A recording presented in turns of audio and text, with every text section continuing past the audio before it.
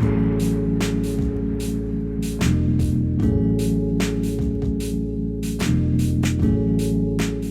just wanted to give a quick disclaimer before the actual episode kicks off because it ended up being way longer than I thought it was going to be. You are in for a ride, but this is a special episode. I filmed this on my birthday, which is today, May 25th, and I did it with my son. The thought process I had was, one, Doa's gone, and so I kind of wanted to find a co-host. I could have just filmed it myself and fine, but I wanted to do something kind of fun, and also I play Star Wars with my son. He loves the game. He had not been keeping up on the spoilers, but I felt like it was important. Maybe important's the wrong word, but I thought it would be neat to kind of get the responses from a different audience, right? A lot of times when we make this content, we're thinking about people that are entrenched in the game and not necessarily a casual audience or even a younger audience. And one of the things that I love about this game is that it allows people to enjoy a Star Wars card game in their youth the way that I did back when I started playing the Decipher game. So I have invited my son, and the normal episode will be kicking off here in just a moment. It'll just kind of, transition over to that. But yeah, that was the thought process. Now, there are a lot of cards to be reviewed. I think we go over 54 in total, so it is a long episode, but I just wanted to let you know ahead of time that this episode this week is a little bit different from normal, and that was the reason why. So with that being said, hopefully you enjoy it. Here you go.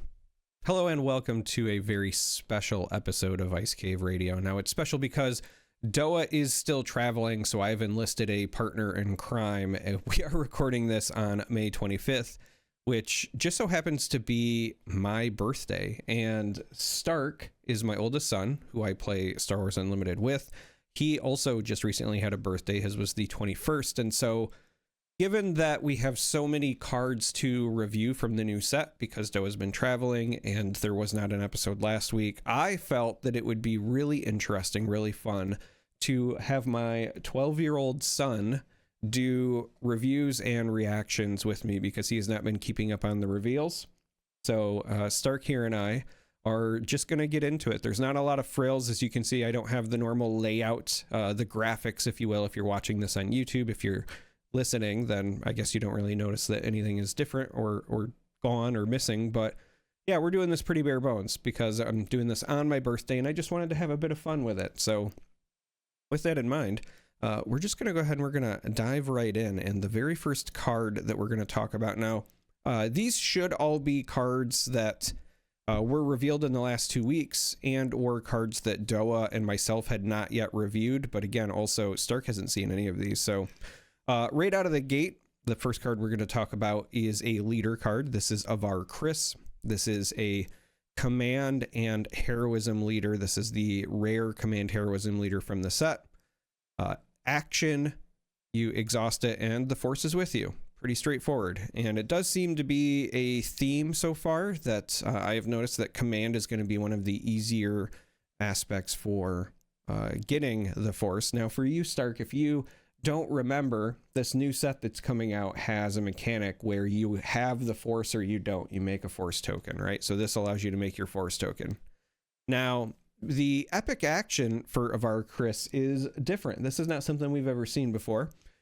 It is if the number of resources you control plus the number of times you have used the force this phase is 9 or more, you can deploy this leader. Now, the leader side has a 9 cost. However, it has a 4/10 in stats, has Force, Jedi, and Republic for the traits, but while the Force is with you, this unit gets +4, +0, and gains Overwhelm. And so with that in mind, now that I've read the card here, we're going to pass the microphone over to Stark and see what he thinks about this. So I think the epic action for this one is definitely very interesting. And I feel like this leader is going to be definitely done with more cards from this set, especially because more cards from this set are going to be more stuff creating force and stuff. But that definitely means that this leader is going to be one that you're going to want to make it to the end game, because I feel like you're going to be deploying this in like the middle or like towards the end because of this epic action. And then like with the leader side being an 8 10 if you can get like the force and whatnot. That's really good. But then if you don't have the force, that's a 410. So it's just kind of like a thing that you're gonna want to use to knock out units. And then with that bonus, that would be more when you would go for that the base, because then that's gonna do the more amount of damage. All right, I think that's a pretty solid analysis. There's a couple of things that I want to point out. I know you've seen some of the cards of the new set, so one of the things to remember is that the common bases for this new set are ones where whenever a friendly force unit attacks, if you don't have the force, like you gain the force. So that would be one way if you have a bunch of units that you could lower her cost, but you also have to have ways to use the force. It's not just how many times you've gained the force, it's how many times you've used it. There's one other question I have about this. Do you know who this is? No. Yeah, I had a feeling that you were going to say that. I know that this, when the cards are long ways like this, it's going to cover a little of my face, but it'll be better when they're like this. So this makes it a little bit easier. So this character is from this book series. As I now cover your face. Woo!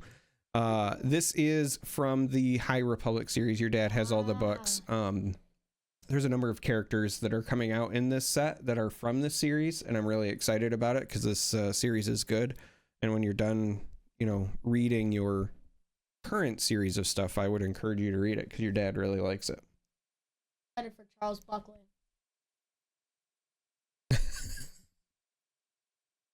All right.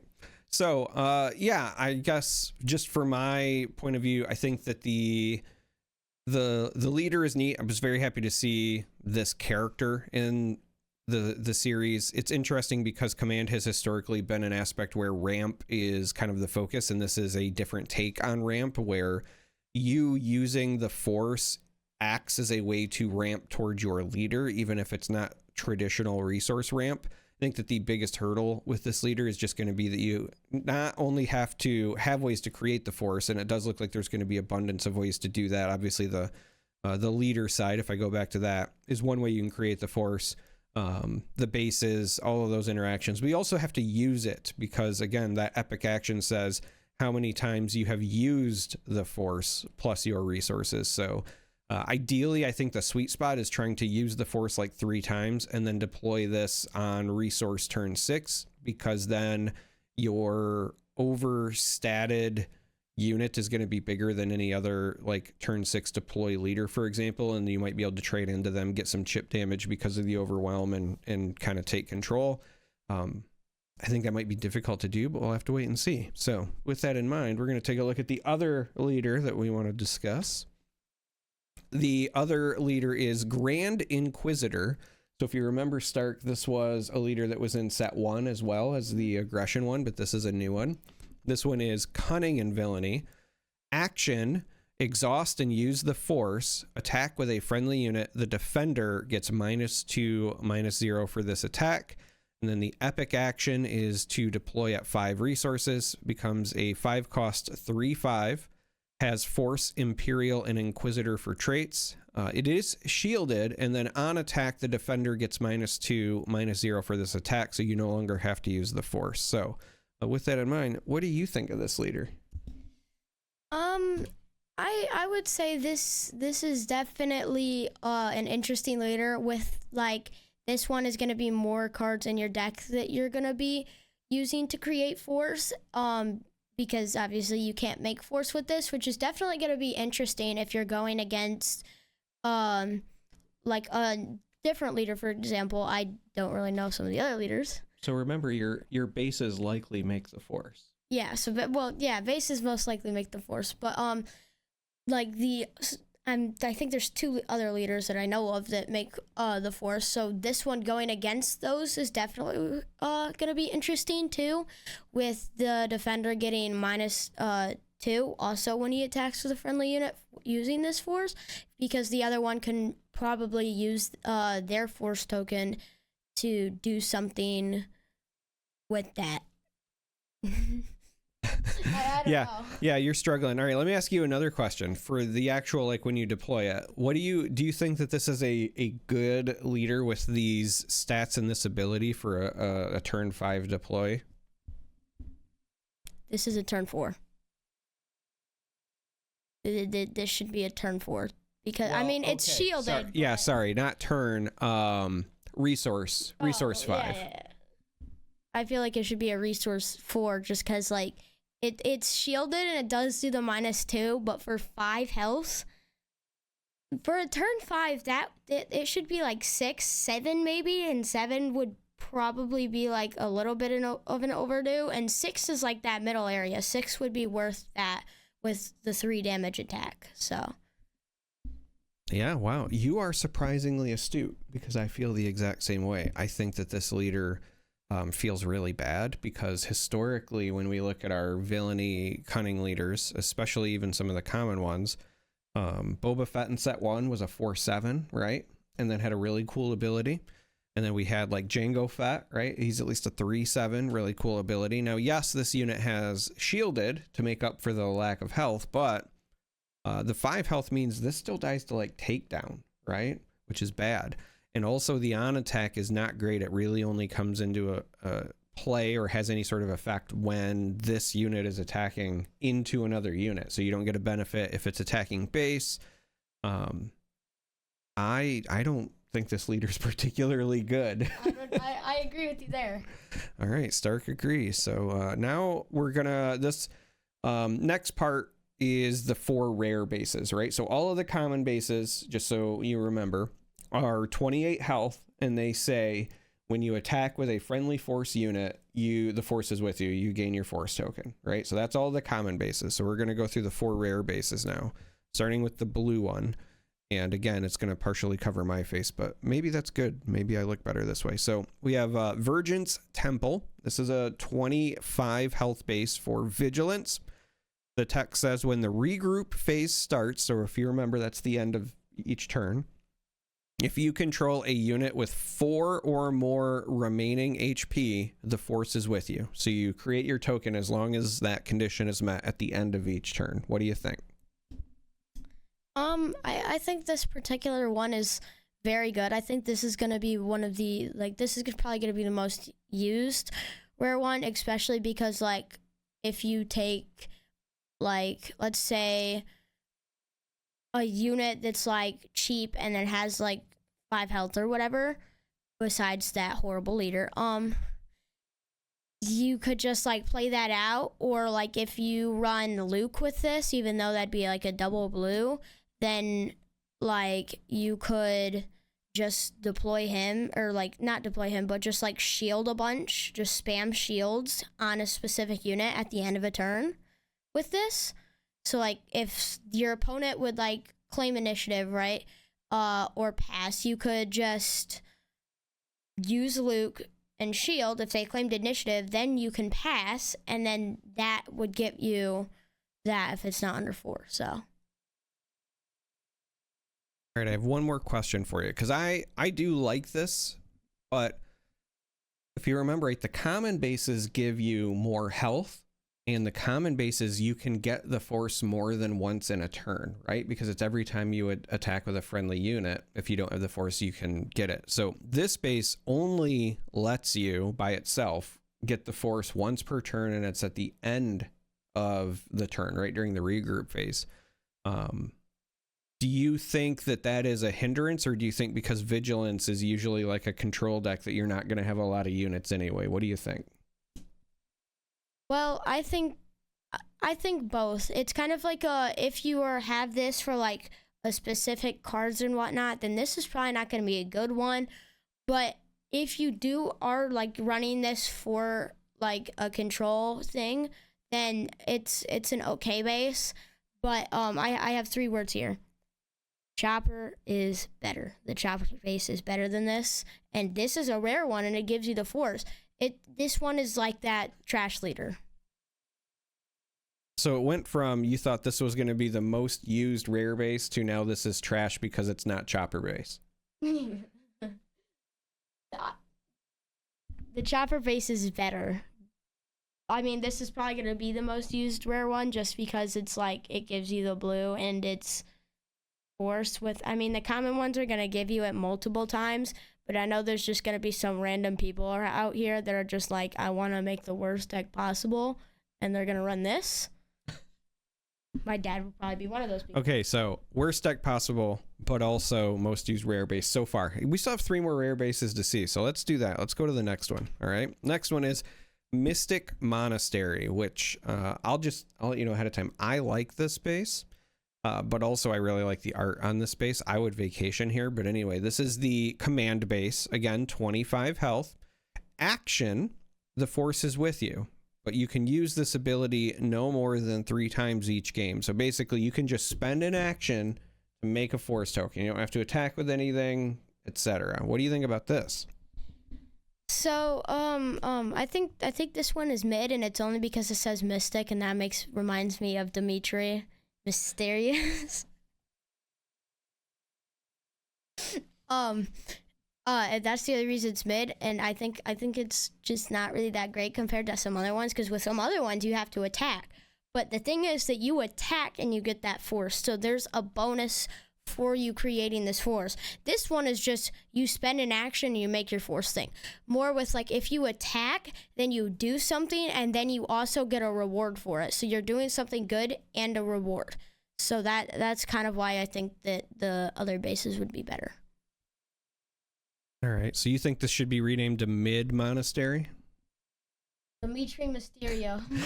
You keep saying Dimitri Mysterious, which is a joke. It is a play on Dominic Mysterio from wrestling, and it's from a meme for those who don't have the context. But I'll just say I like this base because this allows you to get the force without having a unit.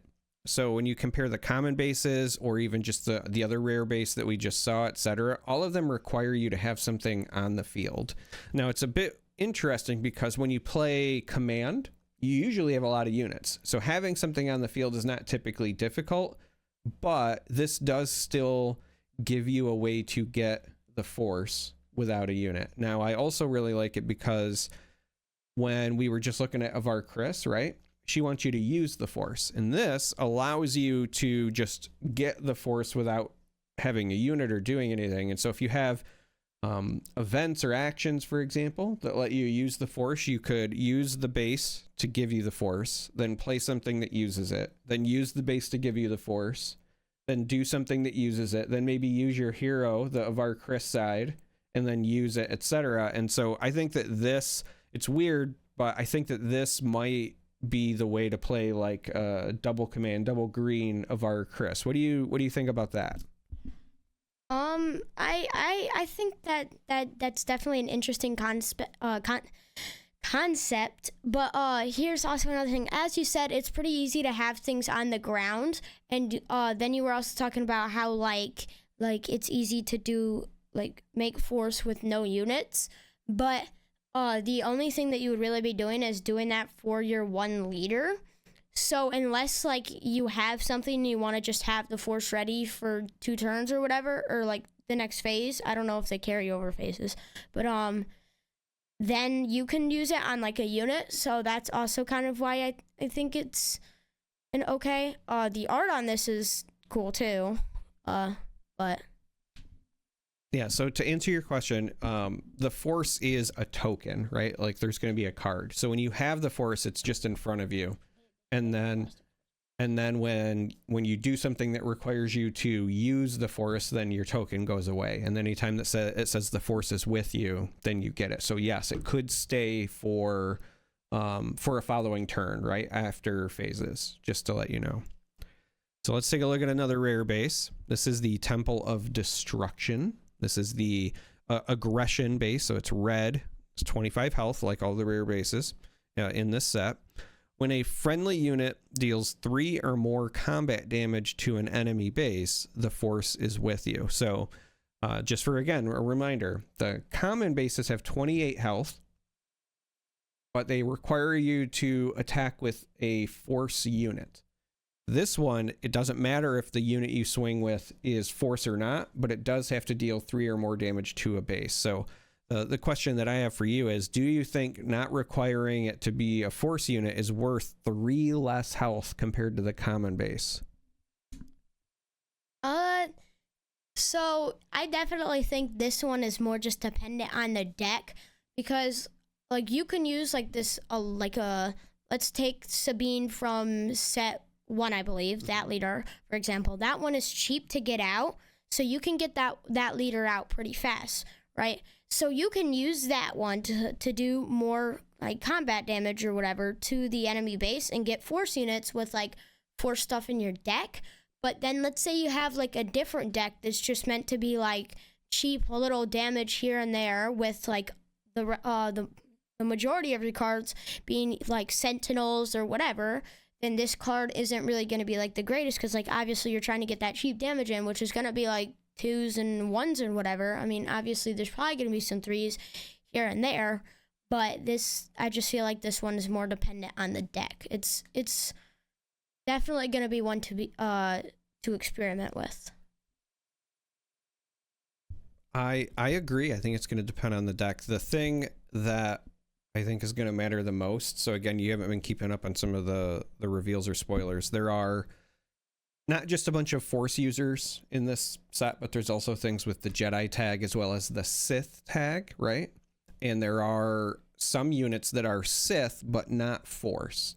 And so if you have a bunch of Sith effects that want you to use the force, then something like this might be the better way to go if you don't have a large number of force units.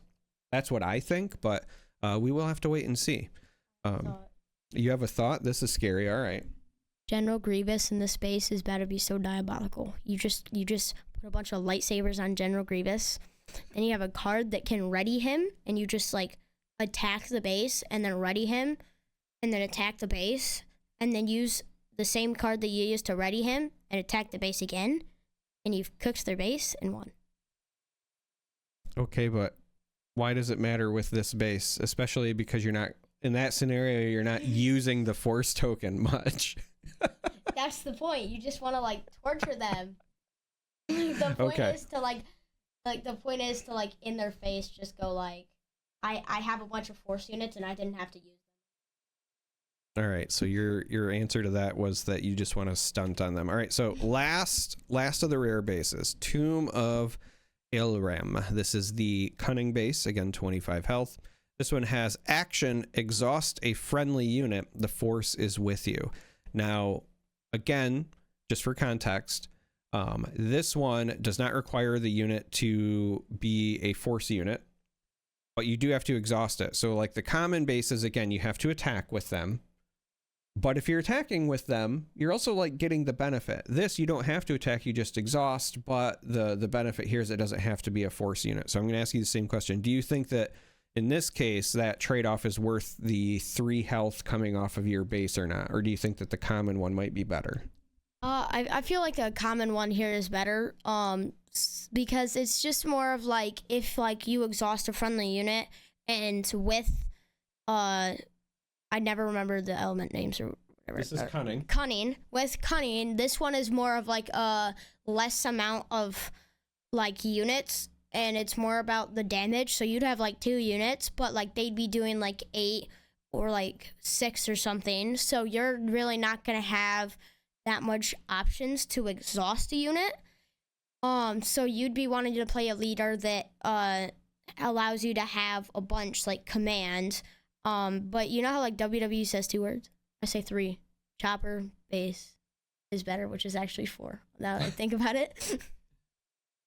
All right, so I know you love the chopper base, and we all love chopper in this house. This is a chopper house. So I kind of agree with you, but not for some of the same reasons. I do think that, because essentially what you're saying is you would rather get the damage from attacking, because if you're going to turn your unit sideways, why not deal the damage? And I agree. Now, again, the benefit with this base is it doesn't have to be a force unit, but the reason that I think that the common base, at least for this set, is going to likely be better for a lot of decks is there's just a lot of really good force units in cunning already, even before this set. So like the kinds of decks your dad was already playing before this have cards like Ezra in cunning, who's a force unit already. they're playing leaders like Quinlan Voss, who's a force unit. You have Ahsoka, the cunning one, right? She's a force unit. And so if all your units were already force anyway,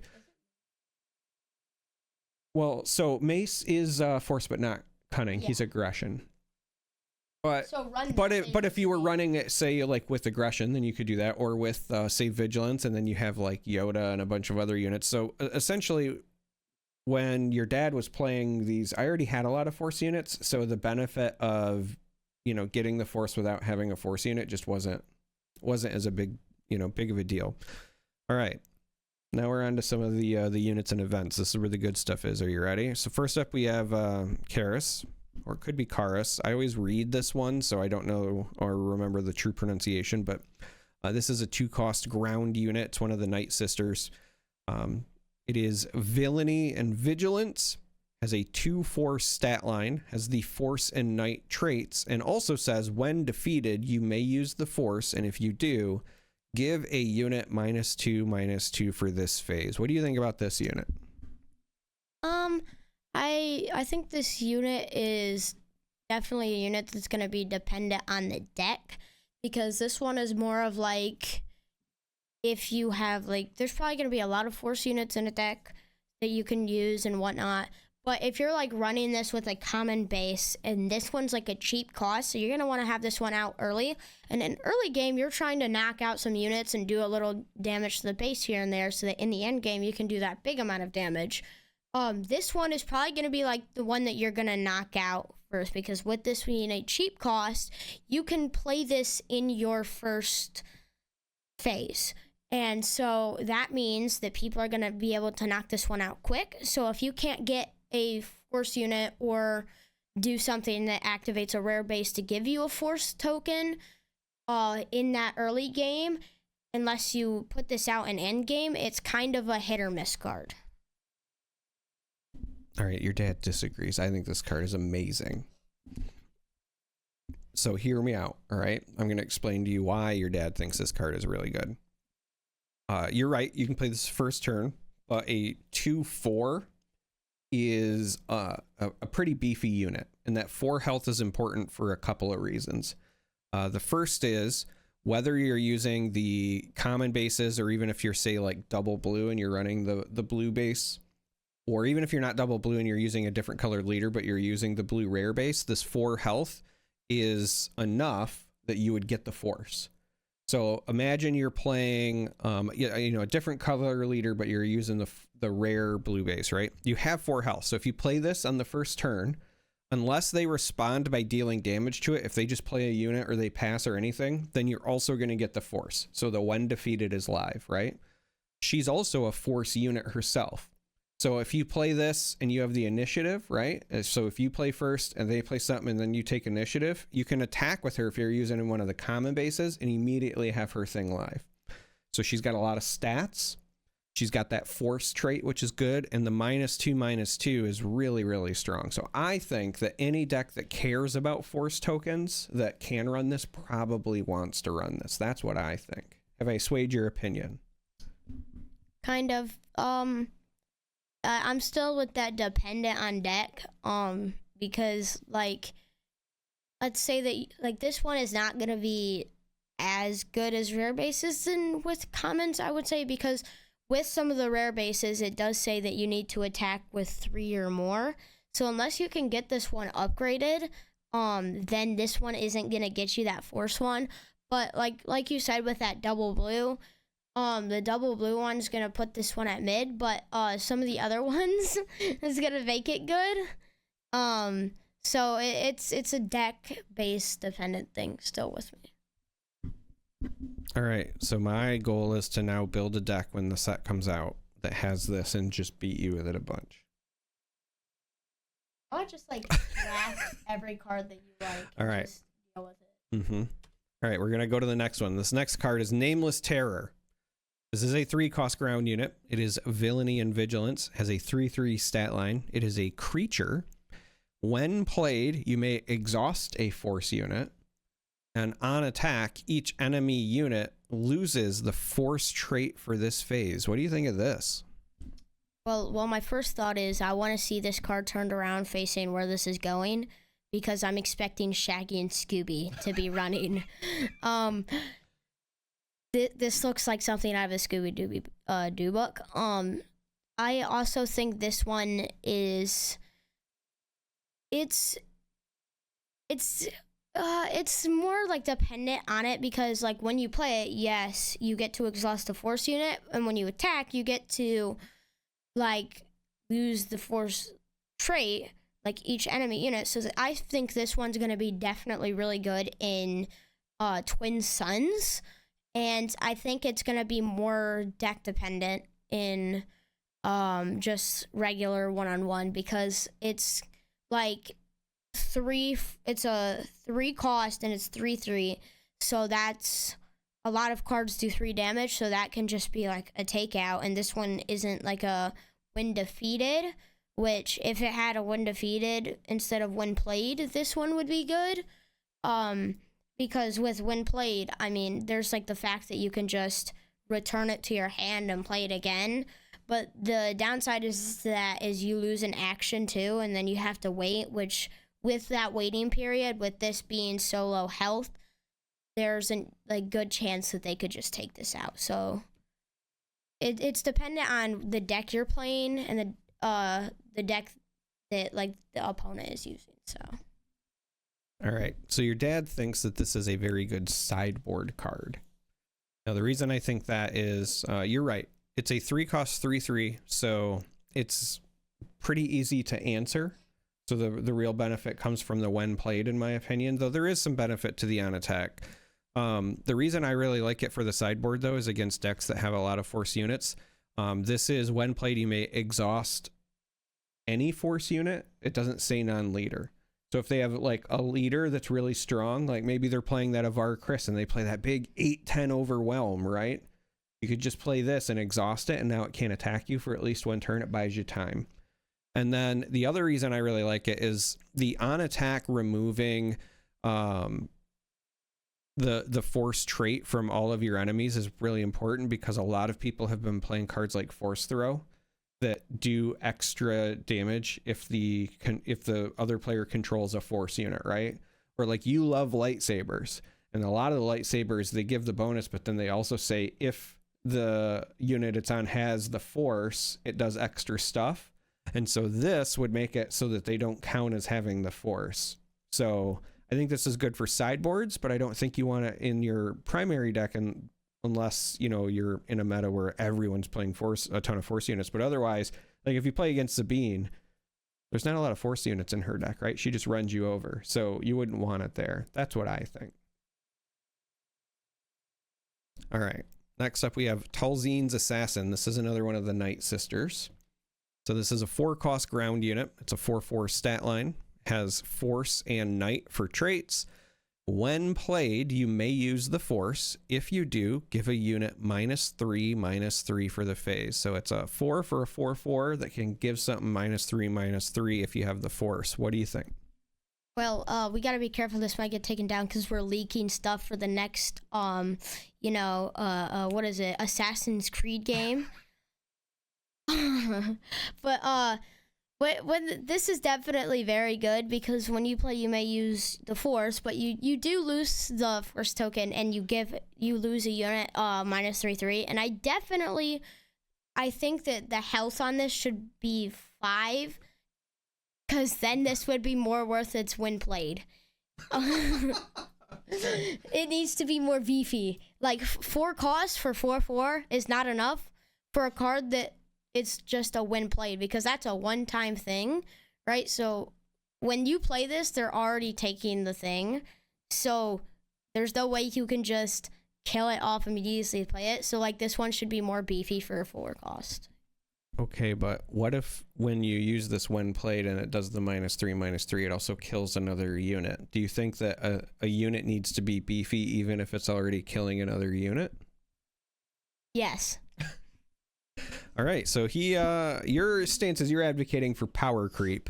I think this card is very good, and I'm shocked it's a common, because I think in limited this is going to be a standout.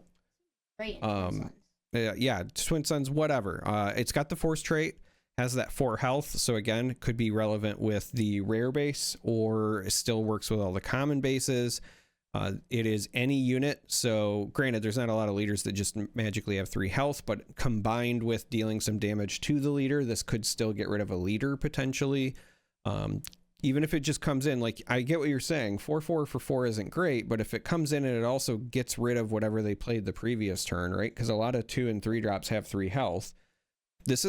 I think this is a pretty good play. So I really like this card, and much like the other Night Sister we saw, I think that blue decks that care about the Force token will probably want to run this. I think that's the thing, right? Not every blue deck will care about the Force token, but if it does, I think this is a good card. I have a thought. Okay, I'm scared. How do you like sneak this into playing running Sabine in the chopper base? Like, how do you like just like sneakily like I paid the 6? Okay. You don't. Let me just stop you there. You don't, because if you're running chopper base, then you're also like not getting the Force likely. And this is look, I know you love Sabine. I do too. I'm keeping the same deck. I know you love chopper. I do too. But this is not for that deck. I'm gonna hate. Thank you for giving me everything to hate. All right. So next up, another Night Sister. This is Old Daka. This is a 5-cost ground unit. Again, Vigilance and Villainy. It is a 6/6 with the Force and Night traits. When played, you may defeat a friendly Night unit not named Old Daka. Then you may play that unit from your discard pile for free.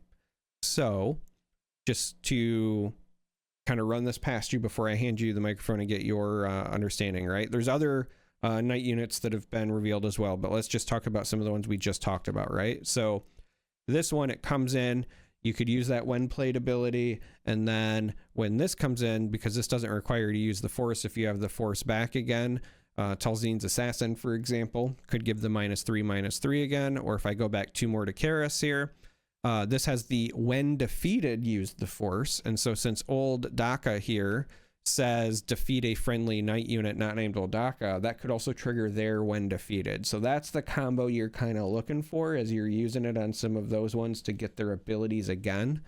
And you get a 6/6 for 5. So with that in mind, what do you think? How do you not defeat a like?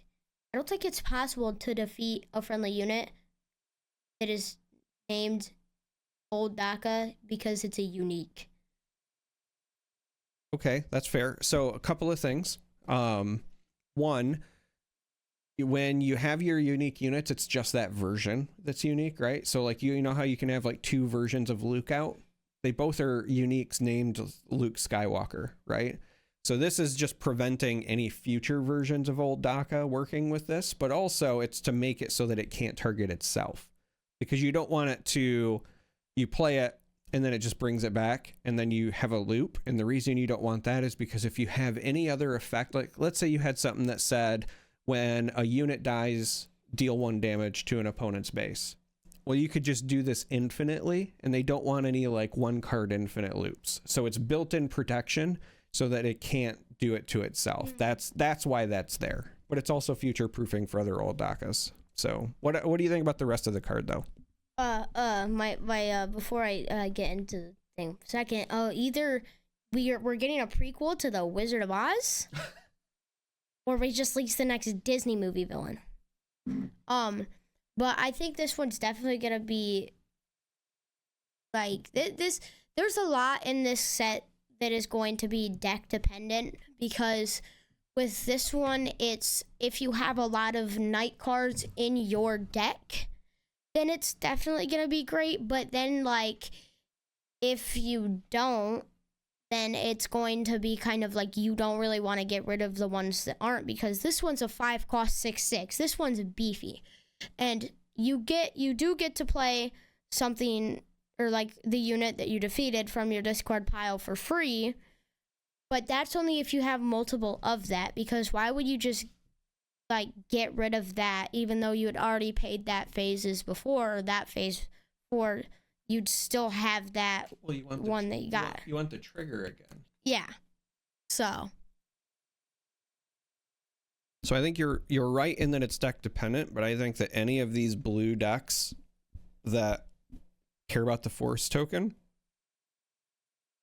I think they're going to run a lot of these Night Sisters. And so because of that, I think that they will also probably run some number of Old Daka. I don't know if it's an automatic 3 of, but even if you don't use the when played, because it does say you may, you don't have to do it. So even if you don't, it's still a 6/6 for 5, which is pretty good.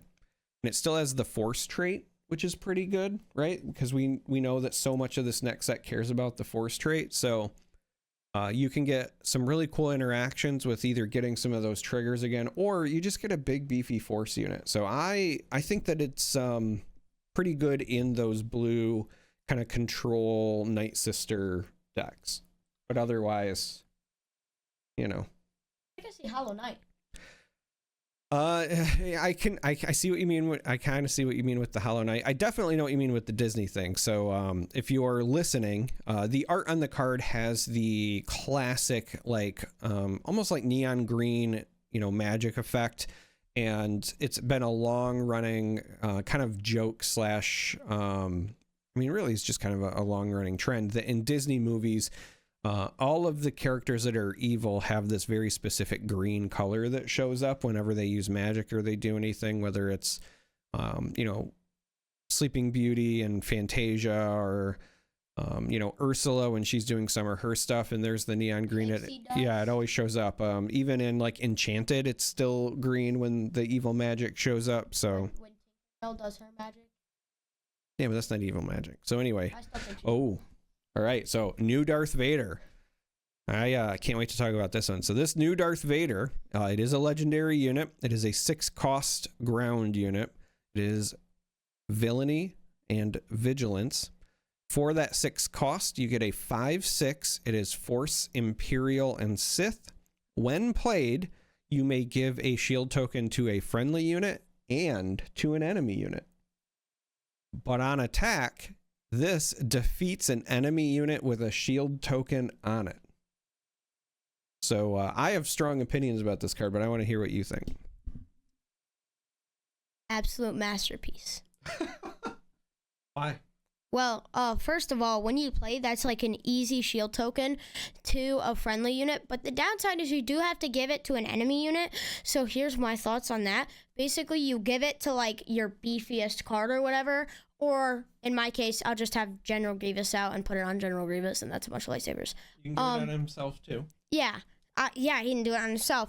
And then what you could do is if you have another like unit or like, let's say, theoretically you're running Sabine and you play like you do the tax, like you have like a blue base and you pay the tax, which would mean it would be 8, sadly. Then what you could do is you could, okay, I'm messing up that Sabine leader base cannot attack a unit, but let's say like a leader can or something like do damage. You're thinking of energy. Or energy conversion lab, you can just do that, get rid of the shield, and then attack with that. Or you could wait, like you could get the shield off, do something to give like whatever card you put the shield on overwhelm, or it already has overwhelm, and then just attack that to kill it off, and then have the overwhelm there to do some other damage. Yeah, look, your dad really likes this card. But I like it specifically when it's paired with green because of that base you were talking about. You couldn't think of the name. It's Energy Conversion Lab. That's the one that lets you ambush a unit. And so when you play it with that, or even if you're still playing with Data Vault, but you're just running a bunch of timely interventions, what this does is it allows you to you play the Vader. You can give a shield token to a friendly unit. Could be himself, could be something else. But then because he's ambushing, whatever you give the enemy unit a shield token to, you can also then just destroy it, right? Like it just defeats the enemy unit. And the big things that jump out to your dad about this is that it's defeat an enemy unit, not a non-leader unit. So this just nukes leaders. The other reason that your dad really likes this is there was already a unit that is from an older set called Lam Pike. And he also says that when he attacks, you may give a friendly unit a shield token if you give an enemy unit a shield token. And a lot of decks were already using him because he's like 4 for a 4/6, like he's just a big beefy dude, but now he works directly with this Vader. But with Ambush, this card is essentially just like I delete whatever unit I want, which is incredibly strong. Your dad, I mean, you know your dad because we play here, right? So like my Iden deck with the green base would love this, right? I think people who play Kira and still use Energy Conversion Lab love this. I could even see like Krennic coming back into popularity as long as they're also pairing it with green, because that's the big thing. He's still very strong if you don't have ambush, but with ambush, this card is bonkers. Like, yeah, I have another. Oh, okay. Another thought. So my thought here is with this being Force, Imperial, Sith, this one's gonna be great with some lightsabers from some older sets, especially because you're gonna be able to. I'm pretty sure that there's ones that are like if this is Imperial or whatever. It was either I know it was if this one is whatever Luke was, then you can do this, or like whatever the Vader was. So because this being a Vader, I'm pretty sure you can use some of the lightsabers on them, and I know some of these lightsabers have really good ones, like really, really good effects, and I'm plus you also get that bonus damage and the bonus health with that. And for this only being a 6 and blue and Imperial, I feel like this is really good.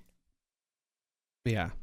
So for those who don't know, it will always come back to lightsabers with Stark. His favorite thing in the world to do is play one unit. It's usually General Grievous, but it can be anybody. And then Chopper. It could be Chopper, could be the Luke leader, Sabine. It's 3 cards.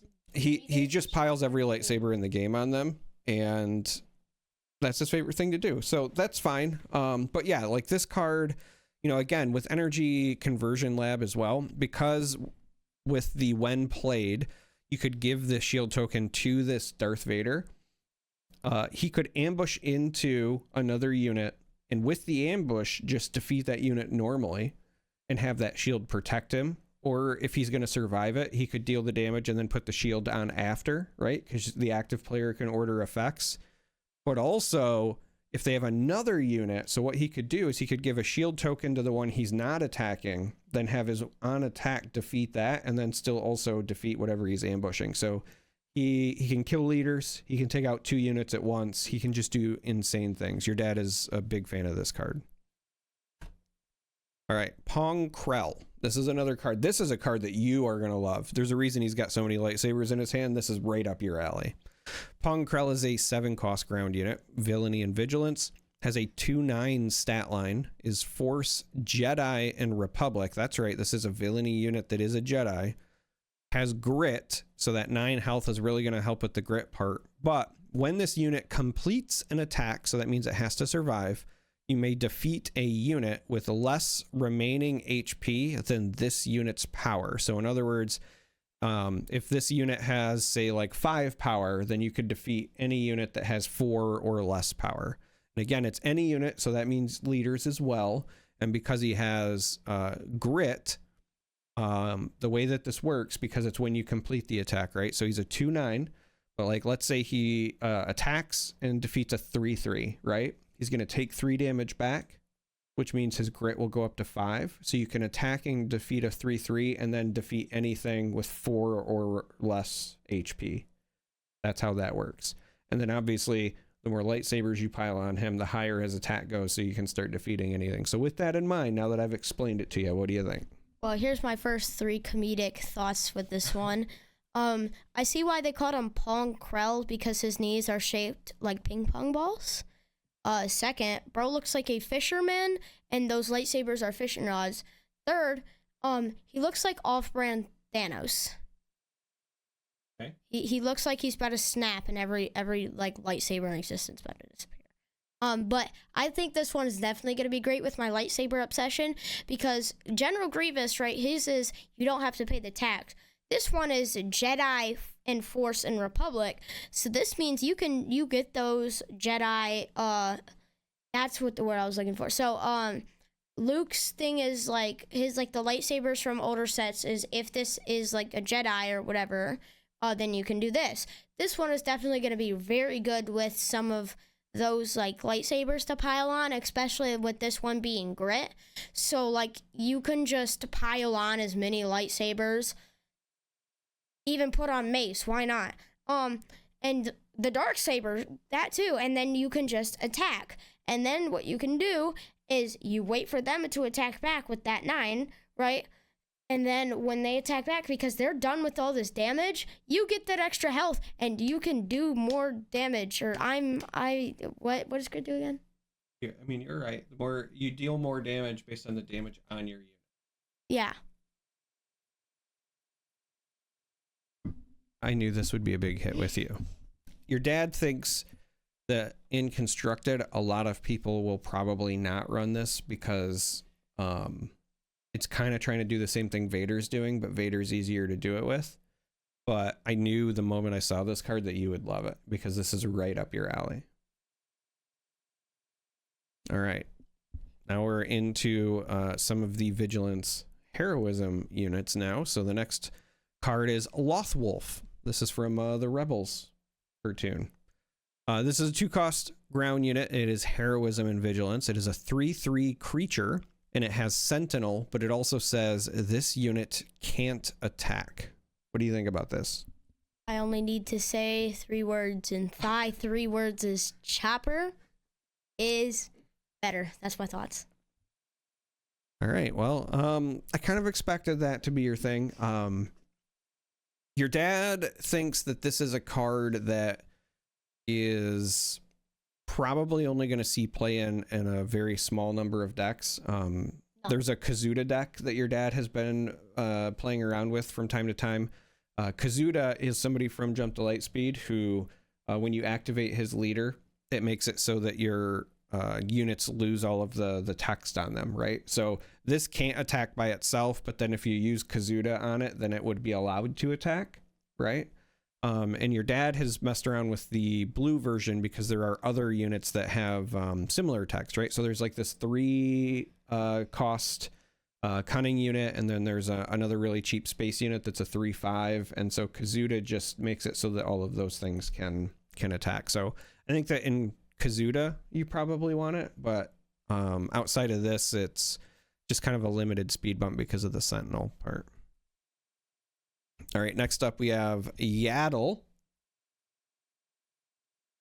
I know this is one that you have seen before in passing because you said to me that you thought it was off-brand Yoda. This is an off-brand Yoda. So Yaddle, this is a 2-cost ground unit, Heroism, Vigilance, has a 2/4 stat line, has Force, Jedi, and Republic, has Restore 1, and then also on attack, each other friendly Jedi unit gains Restore 1 for this phase. He's good, but this isn't even off-brand Yoda anymore. This is just Yor. It ain't Yoda. It's just Yor. Also, Chopper's better. I think we're gonna get Chopper's better on every review now. So I think you're right. I think this card is very good. It's a cheap Force unit. That's always relevant. Compared to Set 1 Yoda. So Set 1 Yoda costs 3 to get a 2/4 Restore 2. This costs 2 to get a 2/4 Restore 1 that also can give other things Restore. Now you don't have the draw card like the Set 1 Yoda, but I don't think that matters when this is going to be your turn 1 play. So I think that this card, I think this card's really good. Yes, spam lightsabers on it because it's a Jedi. All right, next up, this is just Vigilance. So this is Night Sister Warrior. 2-cost 2/2 Force and Night traits. When defeated, draw a card. So 2 for a 2/2 lets you draw a card. Again, works with that old DACA, right? So could let you draw a card and then get this back, etc. What do you think of this? It's mid. To me, it kind of looks like this is Achilles trying to recreate what happens with himself, because this person looks like they're trying to shoot an arrow at their own ankle. But this one's just more of play down and purposely try and get this killed for a draw a card. But the thing with this is there's better cards that give you like a thing, like there's a win play draw a card, which is more better than just forcing this to die. Because like obviously you get that damage in, but you spend 2 resources. But with the other win plays ones, you actually get more damage out of it, and you also get a card. You may just have to wait till you can get more of that damage. All right. So your dad thinks that this is likely going to see play in at least 3 different kinds of decks. Okay. The first one I think is the most obvious. We were talking about the like blue control decks that are using the Night Sisters, right? This is still a night card. Control decks like drawing cards. It's a nice cheap like thing that if you don't have a first turn play, at least you play it to serve as a speed bump, whatever. The other deck I think that would potentially like this would be Thrawn, right? So from Jump to Lightspeed, remember there's that Thrawn leader that says that when something has its when defeated trigger, you could trigger it twice. So that would make this draw 2 cards. And so I think that's really good. The last one is decks that run Colossus. So there's that rare base that gives you a bunch of extra health, but you start with 1 less card in hand. So anytime you have these draw a card effects, that helps to make up for the fact that you started with 1 less card. And so I think that decks that are considering Colossus would benefit from this. But I think that the most natural home is obviously the, Night Sister, not the Chopper base, the Night Sister control decks. All right. Ogdo Bogdo. This is a 3-cost ground unit, just vigilance. But for 3, you get a 5/5 creature. It cannot attack unless it's damaged, and when this unit attacks and defeats a unit, you heal 2 damage from this unit. So what do you think of this? Well, my here's the comedic thought from the lightsaber chopper base chopper loving person is this looks like a baby demodog that Dustin would take in and eats his cat. But in the actual point of view, this is pretty good because obviously there's like some leaders and some cards that say like deal 1 damage or deal some damage to a unit before you can do this. And those will definitely be really good with this. And I feel like a lot of people are going to be running this. But the downside is this being a blue or vigilance. I think that's what the name. Because with that, vigilance is more of like a deck where you're not going to be really having cards that are like deal 1 damage. That's more command and aggression stuff. So that's going to have to be like with your leader and your base being blue or like some other thing. All right. I think that's fair. So your dad thinks that there is 2 decks that probably want to run it, and then there's like a niche case for a third. So the 2 decks that I think want to run it, that Kazuda blue deck that I was just talking about, again, Kazuda could just take the text off this so that you can just attack with it, and in his deck, this is just a 5/5 for 3, which is outstanding. Another deck that I think really likes this, and you were talking about once it deal damage, is the red Han Solo. So he lets you play stuff that's cheaper, but you deal damage to it. So he just lets you play it, and then you just have it turned on. Like it's just ready to go. It's like kind of absurd with that Han Solo. The last spot where this I think could see play, if there's still a lot of like indirect damage floating around. So remember in Jump to Lightspeed, there's that mechanic where your opponent chopper base and then like 6 no, not that.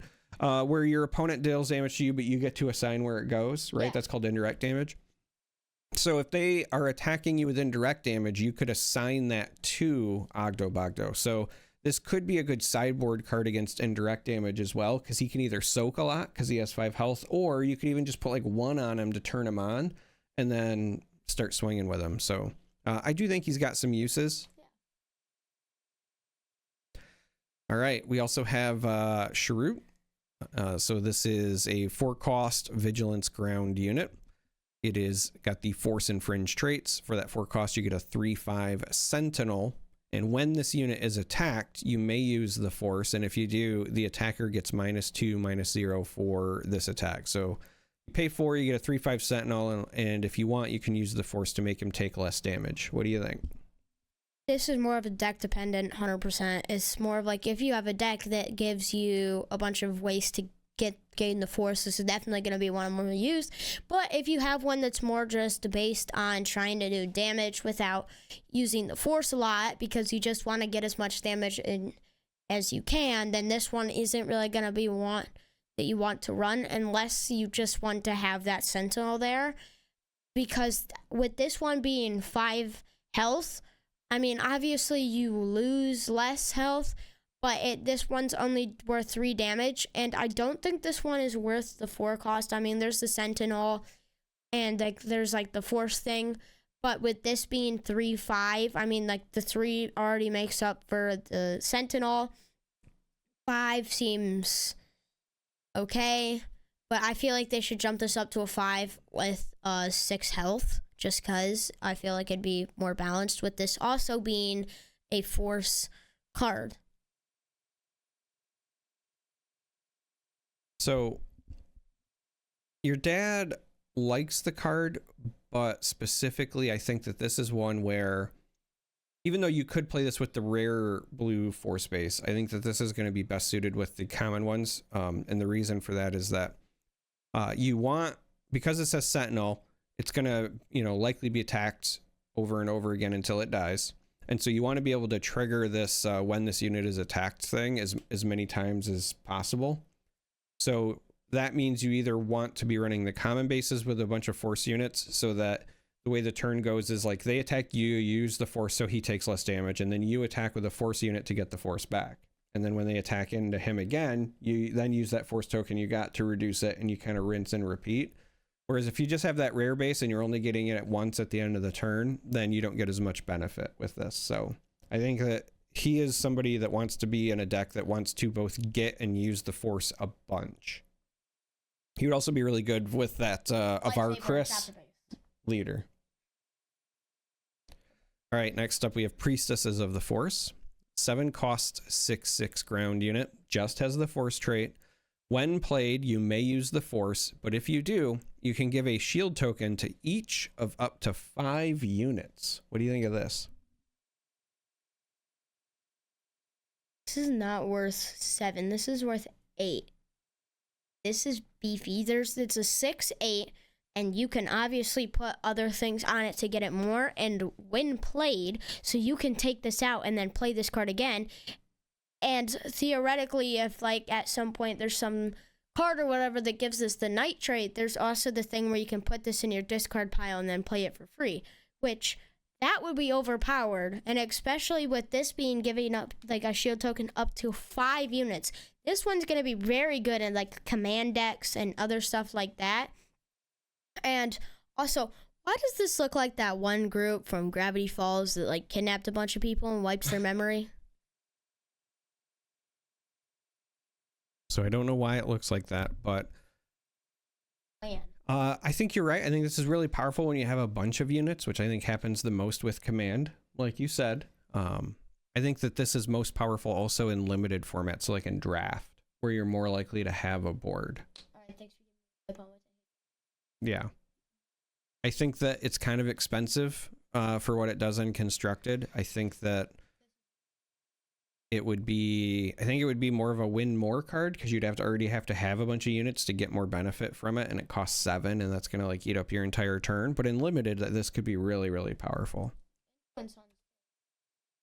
Next up, we have Crushing Blow. This is a 3-cost vigilance tactic. Defeat a non-leader unit that costs 2 or less. What do you think? I don't like it. No? No, there's other cards that are like there's other cards in here that are just defeat any card, obvious, and there's like ones that are like that cost 4. This one's 3 for non-leader that's 2 or less that cost. It's just better to run the other ones. The other ones cost more, but you can just defeat anything. Like Takedown's better. Chopper's better. All right, so I think it's a good assessment. I think that this is one of those cards that will be meta dependent, right? How many, 2 or less units are like must kill, because that's the only time you would really want to use this, right? Like when you just absolutely need to answer it. But I really like it because it does kill Chopper. Sideboard. And my favorite thing to do is kill your Chopper. So Actually, it doesn't. All right, we are out of vigilance. We're now on to command. So first up, pretty straightforward. We have a Knight of Ren. So this is a 3-cost command and villainy unit, and it is a 4/4 stat line that just has the first order trait, and then that's it, no text. So it's just a 3-cost 4/4 first order unit. What do you think? Is he a masochist? Is he loco? Oh. Mid. Okay, fair. So I like this card a lot in limited because it's a common, and a 3-cost 4/4 in like draft is pretty good.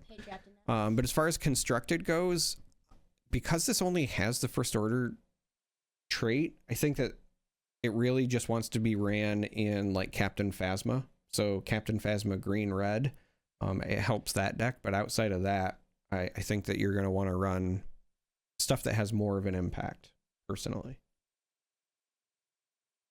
Next up, we have the Drengir Spawn. So this is a 4-cost villainy command unit. It is a 3/3 creature with Overwhelm. When this unit attacks and defeats a unit, give a number of experience tokens to this unit equal to the defeated unit's cost.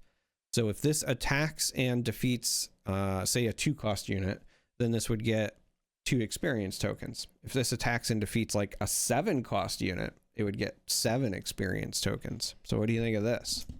When did DC collab with Star Wars? Why do you say that? Because it looks like the one lady who's like divine, like from DC. What's her name? Poison Ivy. This looks like something that Poison Ivy would do. You're just walking by, like you just see Darth Vader walking by. Yo, what's good, Poison Ivy? So what do you think of the unit, though? So I think this when this unit attacks and defeats a unit, you can give a number of experience tokens equal to the defeated unit's cost, right? But with this one being command and vigilance, I feel like this one's gonna be a really good sideboard card, just because there is more decks that have more people run decks with cheaper units and more like stuff that can give upgrades to make them more than they do with more like expensive and whatnot. And obviously, yeah, that does give you like the experience tokens, and that's a plus. But like with this, you should like, if you want to like for a sideboard deck with this, I feel like you could run like one that has upgrades to stuff in your deck, and then have this sideboarded just in case there's another thing for it to be added on. But then if you're running something that gives you also blue, this card is going to be great, just because with that one has some low cost, high damage stuff, and that one is just great for that little bit of more, because then it's basically you're just lightsabering without a lightsaber. It's like the dark saber. All right, so your dad,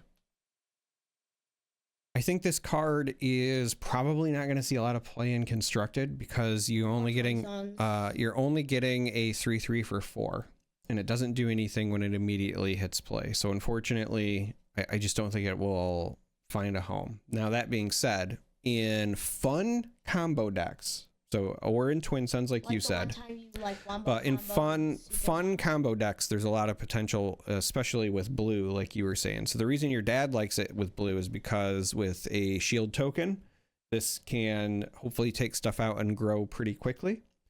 The other reason I like it with blue is there's the entrenched card from set 1. Remember, you pay 2 to give something +3/+3, and then it can't attack bases.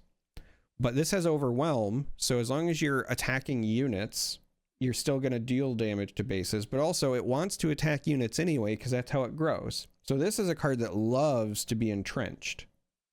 But outside of that, and again, given even just playing this plus entrenched is a 2-card combo that you don't get any immediate value from. So I don't think like in premier constructed like competitive play it will see play, but it's going to be really fun for like just fun decks. Next up, we have Gungi. So it's pretty straightforward, but it's also, I think, subtly powerful. So this is a 2-cost ground unit that is command and heroism, has the Force Jedi and Wookiee traits, has no text in the text box, but it's a 2/5. So you're paying 2 for a 2/5 Force Jedi Wookiee. This one would definitely be great with the last card that we just looked at, drawing a blank on the name, because I forget things very fast. I'm like a goldfish. Basically that one would be really good because this one has like already a bunch of health, and so that's just adding on a little bit of damage and stuff. And this one is also great to just spam lightsabers on. With this one being an uncommon and so cheap for its cost, you can get this one out pretty early, and you can probably throw some upgrades that are pretty cheap on it. And this one would be really good in some blue decks too, because then you can just spam shields until you can get those upgrades and whatnot. And because of this being 5 health, if you can't put a shield on it for 1 turn, then it's most likely not going to die unless they have a beefy card. For once, your obsession with lightsabers is not wrong. So when your dad sees this, I think of 2 things right away. Lightsabers, because it's a 2-cost 2/5, so it's very, very hard to kill. First turn. So you can play it the first turn and then immediately play like a Jedi lightsaber on it on the second turn and get a ton of value. So that is potentially pretty scary. The other thing that your dad thinks this card is pretty good for is decks that rely on coordinate, because coordinate requires you to have 3 or more units out, and this is a turn 1 play that's likely going to stick around for several turns. So it will help you turn on coordinate pretty easy. All right, next up we have Eth Koth. This is a 4-cost ground unit. It is heroism and command, 5/4 Force Jedi Republic. When defeated, you may use the Force. If you do, put this card into play as a resource. So if you use the Force when he dies, instead of going to your discard pile, he goes in and helps you ramp your resources. What do you think? For a 4/5/4, this is really good, but I'm wondering, did Emperor Palpatine push bro down the stairs? Look at his head, bro. Looks like he got bumps. He got hit on the head by a Looney Tunes hammer. Okay, so those are just like horns. Like it's just his alien race looks like that. Just like how like Darth Maul also has horns. Like 8? Because he's an alien, dude. Like killing me. Grover? All right. Percy? So back on track here. I think for the most part you're pretty spot on. Your dad's biggest issue with this is that he's a 4-cost that only has 4 health, so it dies to stuff like open fire. Because you get that added on Jedi. Part of the benefit, I guess, is that you kind of want him to die because it allows you to ramp, but then you do also have to use the Force as well. So if you play him when you already have the Force, pretty safe. If you're playing him with the rare green base, even if it's an empty board, again, that's the benefit of the green base. You could use the base to make the Force and then play the unit, and then you're good to go. I heard you. So when you say so you're doing it again, you're blurting. All right. So when you say I thought of something, you got to wait till I'm done talking, and then I will pass you the mic. Okay. So here you go. This one's a Force, so with a common base, it says you have to attack with something that's a Force. So let's say that you have something that you want to get rid of, right? And it's at 5 HP. So you can use a card that gives this ambush, right? And then you can use the base or whatever, and then like just ram into it. And that would, so obviously it gets killed, but then you get a free resource off that. You are correct. Good job.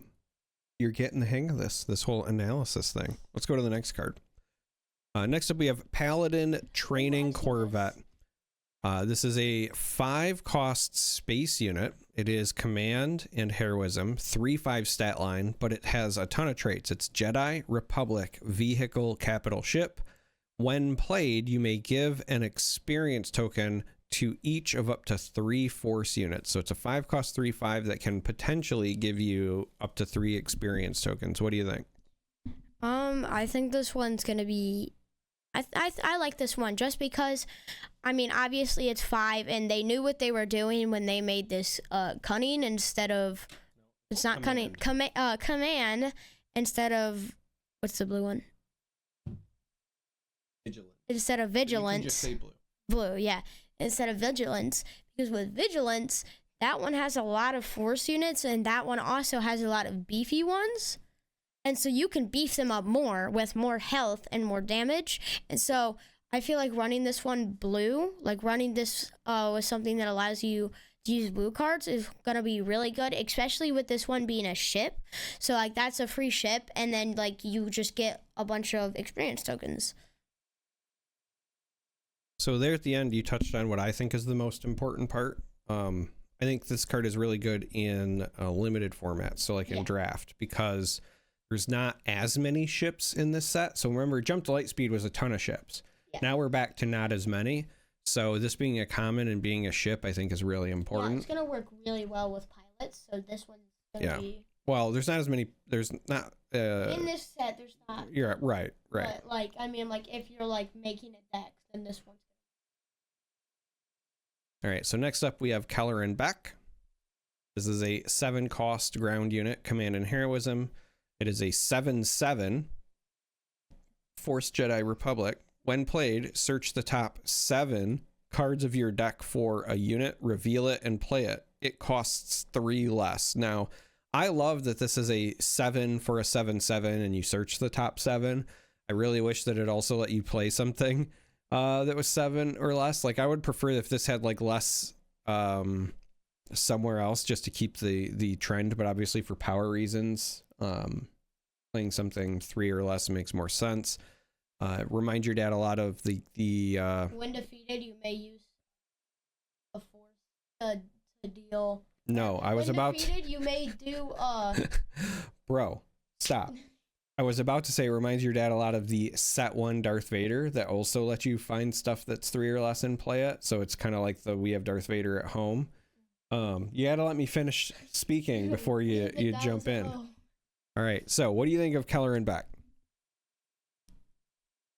Well, with this being 7/7/7 and it being green isn't more of an end game type of thing. It's more of a mid game. So with that being said, this is going to be done with more of like a limited type of decks, unless you're purposely trying to run that end game green deck. So this one's going to be good with aggression, because with aggression, like you have the green cards and then you have the aggression cards. So you can just run up to mid game and then from mid game play a bunch of aggression, which will get you to end game, allowing you to play this. So I feel like this is more of like a kind of deck vary type of card here. So all right, so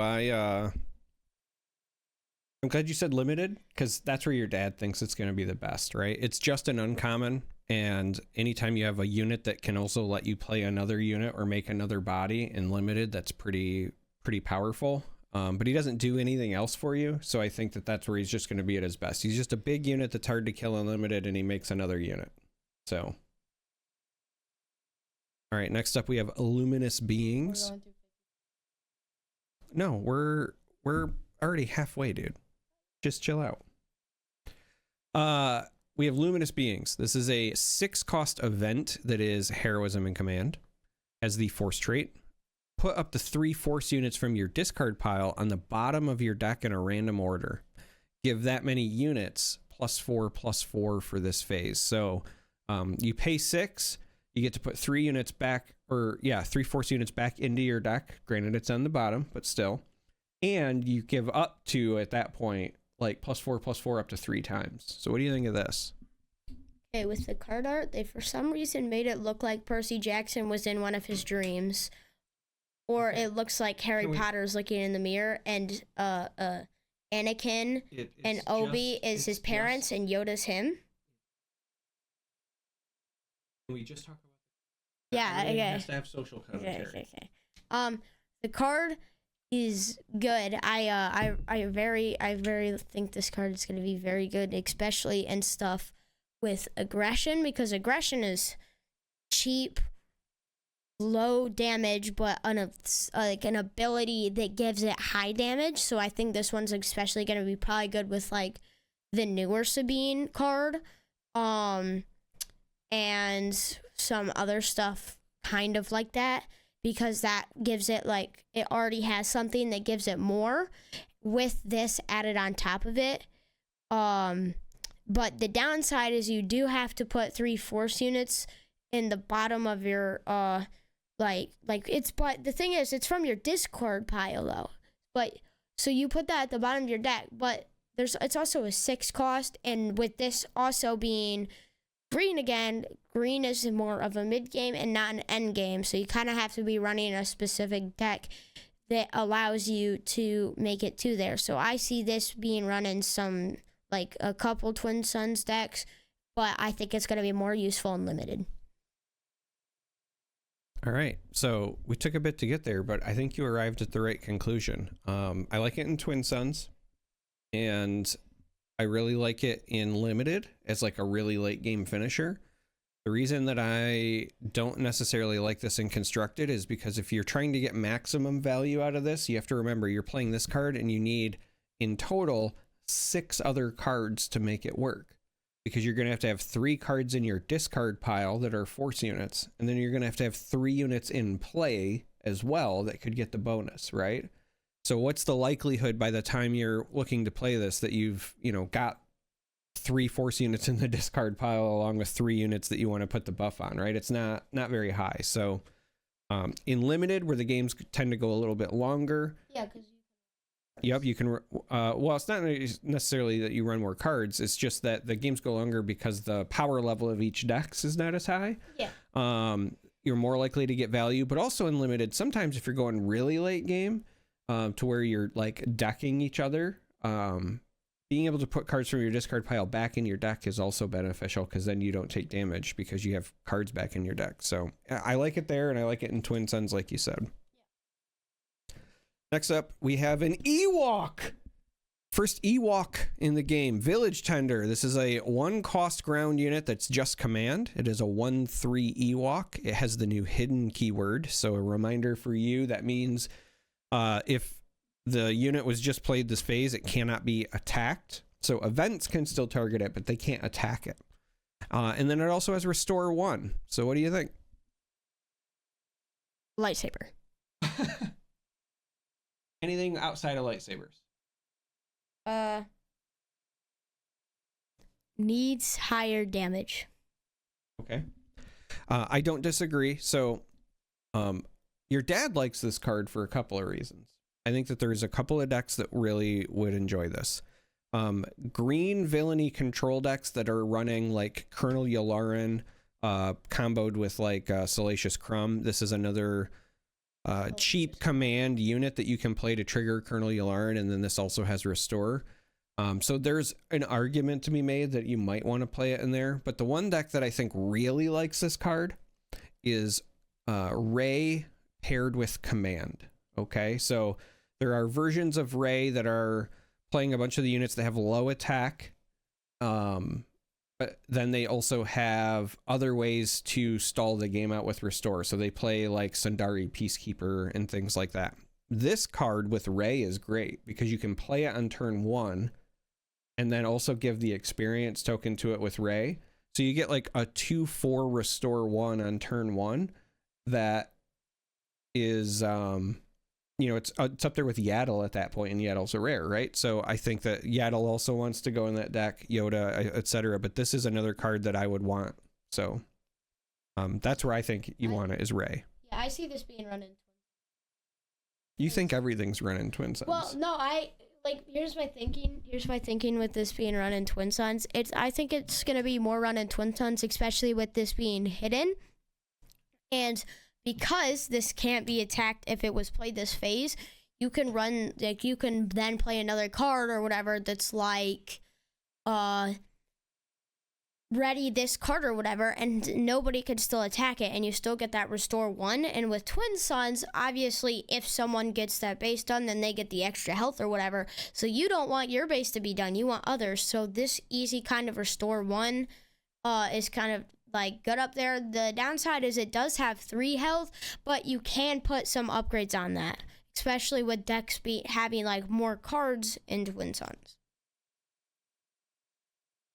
Okay, that is fair. The Restore is very important in Twin Suns. Next up, we have a new Maz Kanata. This is a 3-cost ground unit that is just command, has a 3/4 stat line. It's Underworld for the trait. When played, you may attack with a force unit. It gets +2/+0 for the attack. So it's a lot like the lieutenants that let you attack with rebels, for example. Except this one is for force units. Looks like a golden girl, but with this being a 3 cost and a 3/4, with a pretty good when played, I mean, you get to attack with a force unit and it gets +2. So I think this one's going to be really good with a common base, because with this you can play this down and you get that extra damage off, like I said, because with common bases you at least get some damage off. So the more the merrier, right? This one gives you more, therefore merrier. Yeah. Decks that have a decent number of force units, I think you're right. I think this card is very good, especially with the common base, because you can get your force token, and it's a 3/4 for 3, which is not a bad stat line, right? And you get the bonus in the attack. So I'm with you. Limited. All right. Next up, we have Jedi Temple Guards. This is a 4-cost ground unit that's just in command. Has a 2/4 stat line. Has Ambush and Restore 2. What do you think of this? This is definitely Twin Suns card, and not because of the Restore 2. I feel like it's more of it being, obviously you can, in Twin Suns, you can only have 1 card of each, sadly, but the good side of this is it has Ambush, and it's Jedi, and with the new cards in this, if you're in Twin Suns, you have, I believe it's 50 cards in a deck, right? And with, well, it's more now. Wait, how much is it now? Like 75? It's up. It's like 80. I want to say. About what he says, about 80.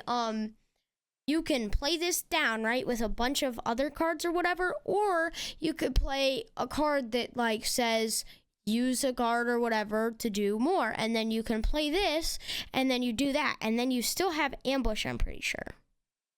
So you get, like, can't you do double? Because like when you play a thing that you you can ambush it, but if you play something that says like you allows you to attack or whatever with like the next card you play or something. No, because it would have to be readied.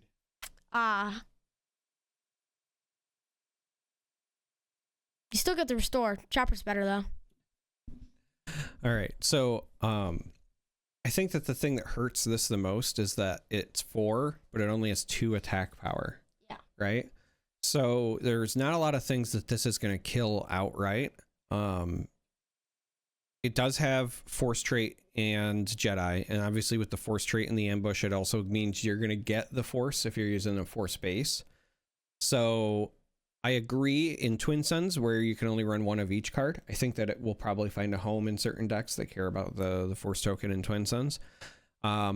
The only other decks that I think might want to consider it would be Rey, because again, the attack power is lower, so you can ambush into something, hopefully kill it, you get the Restore, and then you can start, making it bigger. This one was... Or, do you remember the heroic version of Boba Fett? Yeah. He gives a bonus to things that have keywords, and obviously this has keywords, so you get a little bit more benefit there, but... the problem is that most of the time you want your ambush stuff to have a high attack power so that you can kill whatever you're ambushing, and that's missing from this. Yeah, so. I feel like this one's more used in constructed instead of limited. All right, next up we have Directed by the Force. This is a 1-cost event, has the Force trait. Just says the Force is with you, meaning you create your Force token and you may play a unit from your hand paying its cost. So in other words, when you play a unit, you could instead play this card to still play the unit, but you're paying 1 more to gain the Force. So it's just a card that essentially, like, you use this and pay 1 to get the Force when you play a unit. What do you think? Peak. Peak? This card is like really good because it's only 1 cost, and like it doesn't take up your action, and you're still getting a free Force token, and you get to play a unit from your hand, right? So let's say you got Han Solo in your deck, and obviously he has ambush and he does damage before the defender. If you're in endgame, even though this is green, if you're like running a green deck that's meant to get to endgame, then what you do is that you would play this and then you would play Han Solo. So you get a force unit and then you still get Han Solo doing ambush, which does a bunch of damage, and he does it before the defender. So you're getting free damage off with a free force token. All right. That's one way to think about it. I like where your head's at as far as ambush. I don't think that Han Solo is where I would have went though.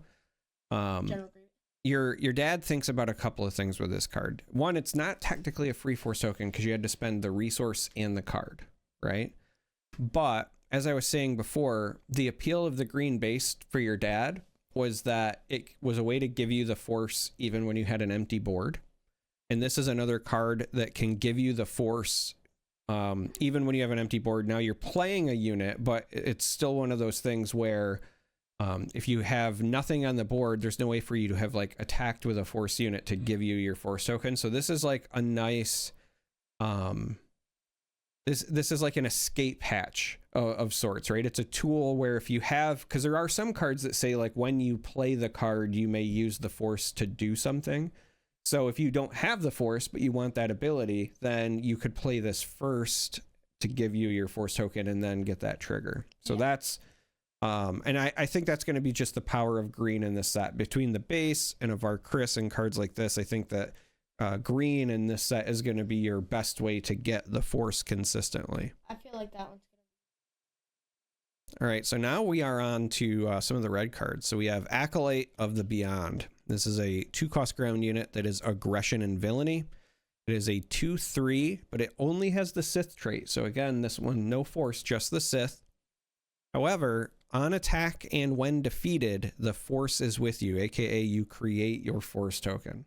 So it's not a force unit, but it still can generate the force token for you. What do you think? It's too overpowered. You think it's too overpowered? It's a 2-cost and it's a 2/3. You can play this with an upgrade or something that will allow you to play a card and attack with it, which is overpowered because that's like instantly, basically, I mean, you play the card, right, and that's a cost. And then the upside of this, though, is that's basically a free force token because you get to do something with that force token. So you're basically getting damage off with possibly more damage or a benefit that allows you to, like, allow the opponent to do less damage. So this one is a little bit too overpowered, especially with this one being common. All right. Your dad doesn't necessarily think it's overpowered. I think that it is a good option for decks that, especially Sith decks, because again, not every Sith card has the force. So for those decks where you're not going to have a lot of force units to say like trigger the common bases, this is a good alternative. So I think that it's going to be ran in those decks, but I don't know that I would have said it's overpowered. I think Darth Vader's. All right, so next up we have a strike ship. So this is a 2-cost space unit. It's aggression and villainy. It has underworld, vehicle, fighter, and nihil traits. Now again, Stark, you don't know this, but the nihil are bad guys from this book series. And the stat line on this 2-drop is a 0/3, but it has raid 3 and overwhelm. So it's just a 0/3 space unit, but when it attacks, then it gets, +3 attack and overwhelm. What do you think of that? When before you said nihil, when I was trying to read it, it looks like it said NFL. But with this being raid 3 with overwhelm, it costs 2, but I generally don't think this one's going to be good unless you're running a deck full of upgrades, because you're going to want to have at least some damage so that if someone attacks with you, they're just not getting free damage. And the overwhelm isn't really great if you're attacking other like spaceships here with only 3. The overwhelm's not going to really it's just kind of existing there. So without that extra push with damage, I feel like the overwhelm's kind of useless. Boba Fett would be good run with this, but I feel like this is gonna have to be more of a constructed or Twin Suns kind of thing, because with Twin Suns you have more cards to kind of experiment and run this with, but with like limited, then you're just hoping to pull something that works with this. So I feel like this is only gonna be more run with constructed. All right, so your dad, one, I know there's some other cards that we're going to see in a bit that I think will help you understand more, but basically, like, there are some other Nihil stuff that makes the raid part matter more, and you'll see that, and so I think that it's better than it looks. I will say, when your dad saw this, I thought about, you know how in your Sabine deck you run the A-Wing, and so that's the spaceship that's a 1/3 that has raid 2. This is kind of like the villainy version. So this is a 0/3, but it has raid 3. And then to make up for the fact that it doesn't have any attack at all, it also has overwhelm. So I think that this has a lot of potential because A-Wing was ran in those aggressive decks. I think that it will find a home in Nihil based stuff for reasons you'll see later. And your dad also likes it in like set 1 Sith Inquisitor, because he was the one that allowed you to deal damage to a unit that has 3 or less power to ready it. And so a lot of the raid units have low power, but then you can ready them with him so you can get multiple attacks. So I think Sith Inquisitor might want to consider it, and definitely anything that's doing the Nihil thing, and that'll make sense when we get to another unit. I'll remind you. So next up we have a Purge Trooper, 3-cost ground unit, villainy and aggression. It's an Imperial Trooper, 4/2. And when played, you may deal 2 damage to a force unit. So it's just a nice straightforward. You get a 4/2 for 3, but you get to deal 2 damage to a force unit when it enters play. So I feel like this card should be 3 damage, 2 health, and it should cost 2. Because, I mean, obviously you get to do the 2 damage to the force unit and whatnot. But it's an Imperial Trooper, and it's gonna get killed pretty fast. This art is catching me off guard. It looks like he's like climbing up and trying to escape from the floor. No, he's just zapping. It's like you're supposed to be in the point of view of the person he's zapping. So you kind of hit the nail on the head that it's gonna die quickly, but I think that's kind of the point. There's another card that's been revealed for this set that's Captain Enoch, and he gets stronger for every trooper that's in your discard pile. So I think that cards like him are meant to be played early. You play him, he deals 2 damage to a force unit, and then when he ends up dying, he just makes your Enoch bigger. I think for a common, this is really good in draft because there's a lot of force units, right? So being able to play something and deal damage, I think is good. All right. Thralls of the Coven is our next card. 5-cost ground unit, aggression, villainy, 3/7 stat line, only has the knight trait, but also has raid 3. So it's a 3/7 raid 3. Again, you remember your dad was telling you about that Sith Inquisitor leader from set 1 who can ready stuff with 3 or less attack power. This is like a prime example. This is what your dad thinks of, because you get a 3/7, but you can ready him even the turn you play him with your leader ability, and then he's suddenly swinging for 6 with that raid. So what do you think? Basically the Nihil ship, but everything is fixed. That's fair, and I don't disagree, right? It's you want to play it with probably the Nihil stuff because again it has raid, and you'll see why later, and the Sith Inquisitor. So spot on. All right. Now we're on to Adi Gallia. This is a 2-cost ground unit that is aggression and heroism. It's 2 for a 2/4 that also has Force, Jedi, and Republic traits. And when an opponent plays an event, deal 1 damage to that player's base. So you pay 2 for a 2/4 as a Force trait, and every time they play an event, you get to deal 1 damage to them. What do you think? I think this is gonna be a sideboard card. What? And if you don't, here's my thinking on this. It's more of I think it's more of a sideboard card because it's like if you're playing against a deck where it's more just like aggression and aggression and aggression, then you don't want to have just this card sitting here and like just existing, because then that's just a waste of a card. But if you have this in sideboard and you see, like, you can see your opponent's deck and whatnot in the beginning, then you can most likely take a guess on if you're going to want this card in or not. So I feel like this is more of a sideboard card, and I feel like this is going to be more used in limited. Wow, I thought you would love this card, and here's why I thought you would love it. It's a 2/4 for 2, so it's got pretty strong stats for something you play on the first turn. It's in Sabine's colors. It's Heroism Aggression, and as the Force trait and the Jedi trait. So you can play lightsabers on it. You play it turn 1, and then you play lightsabers on it, and then you get to beat people up. And then if your opponent plays events, you just deal more damage.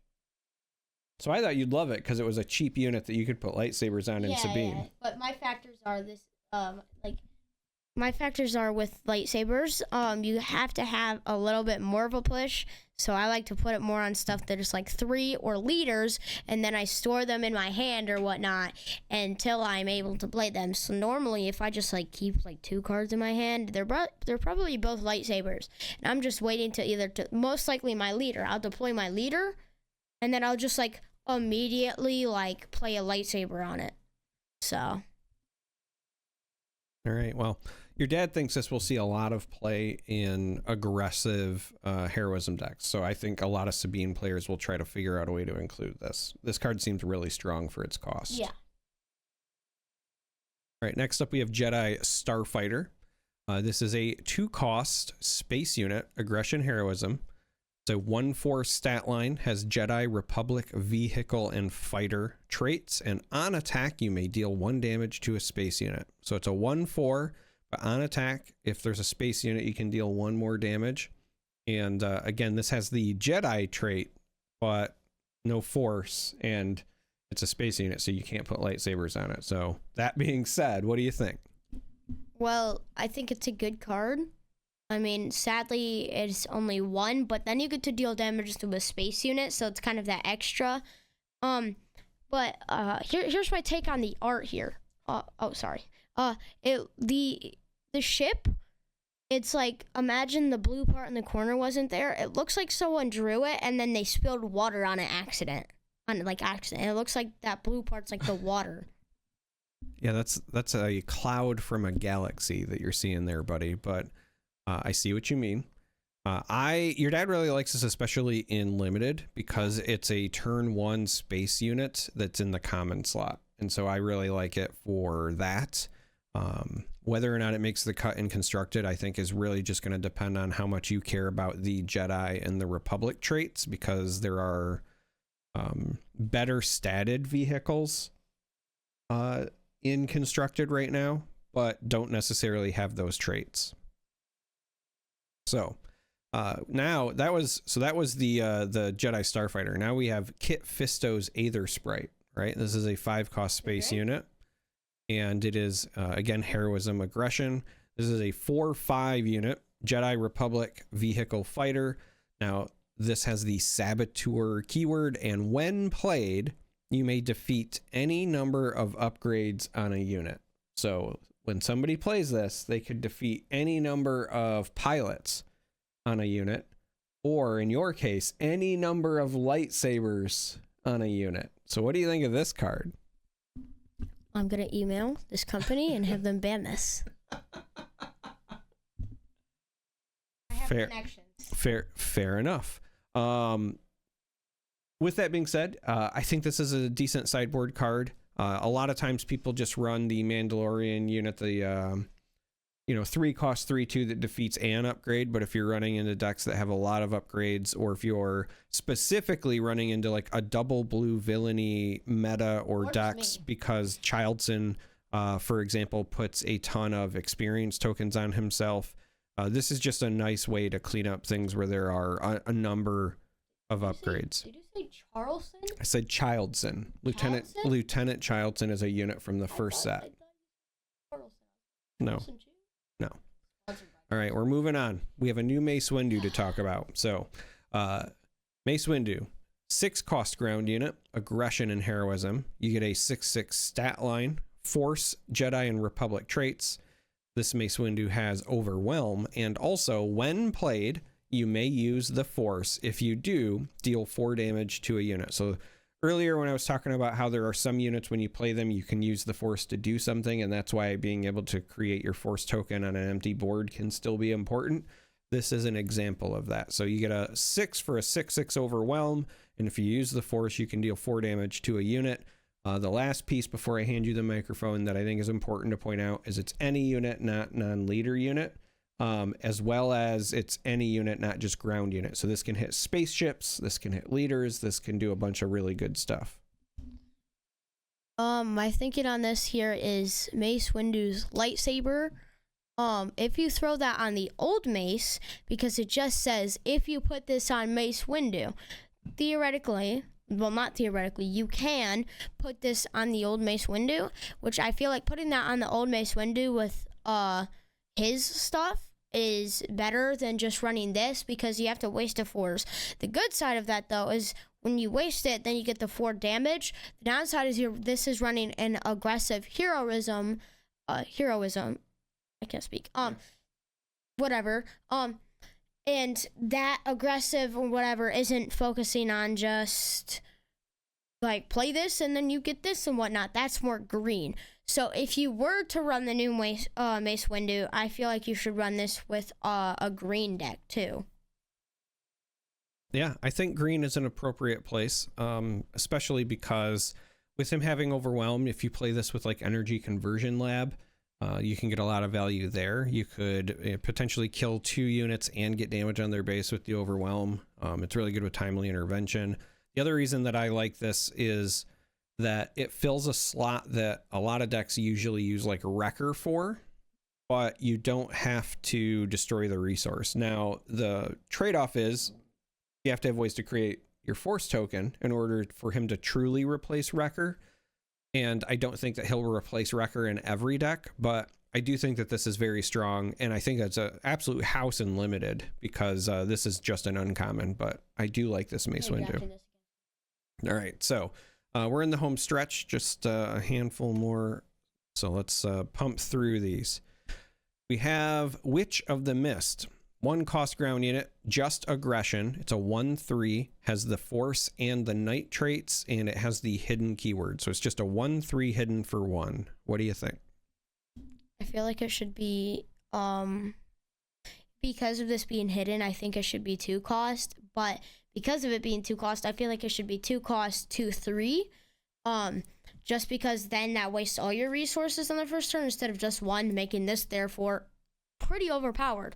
Because what you could do is you could play this and then have another 1 cost card and then play that, and that's 2 cards on your first turn or whatever.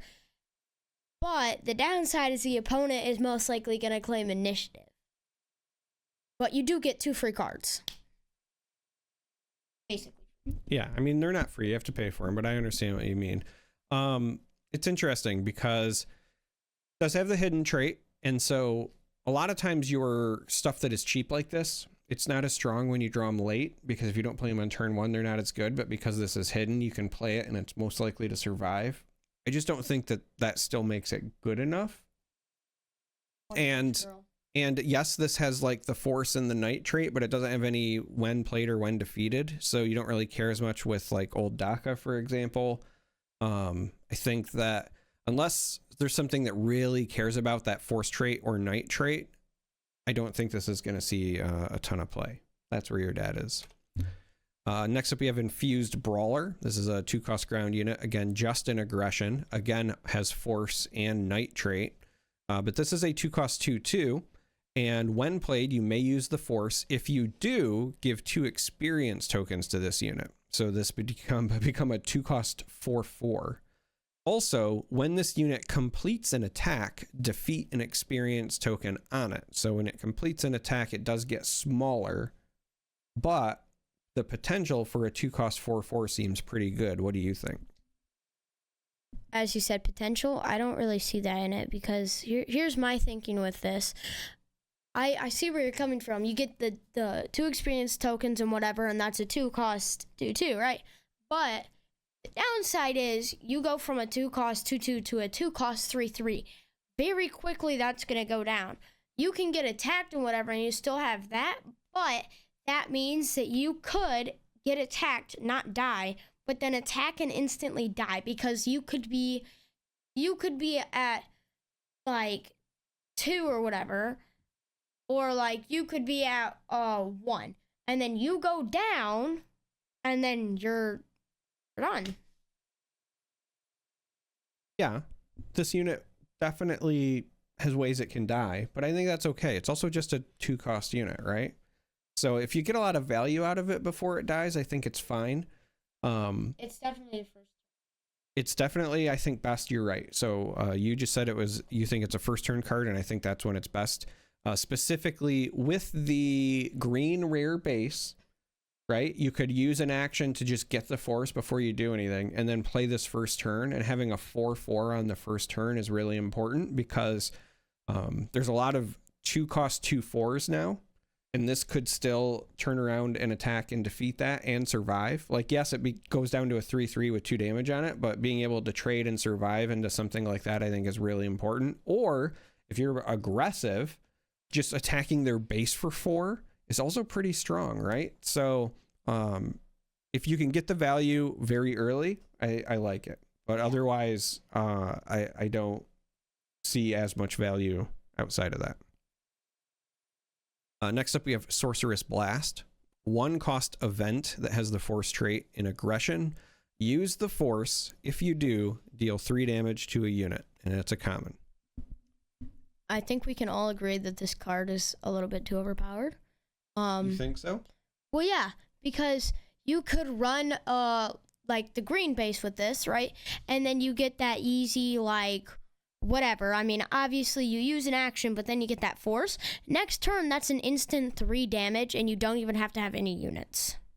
So, like, this could be your first turn into the game, and you run that green base. Next thing, like, you just play this.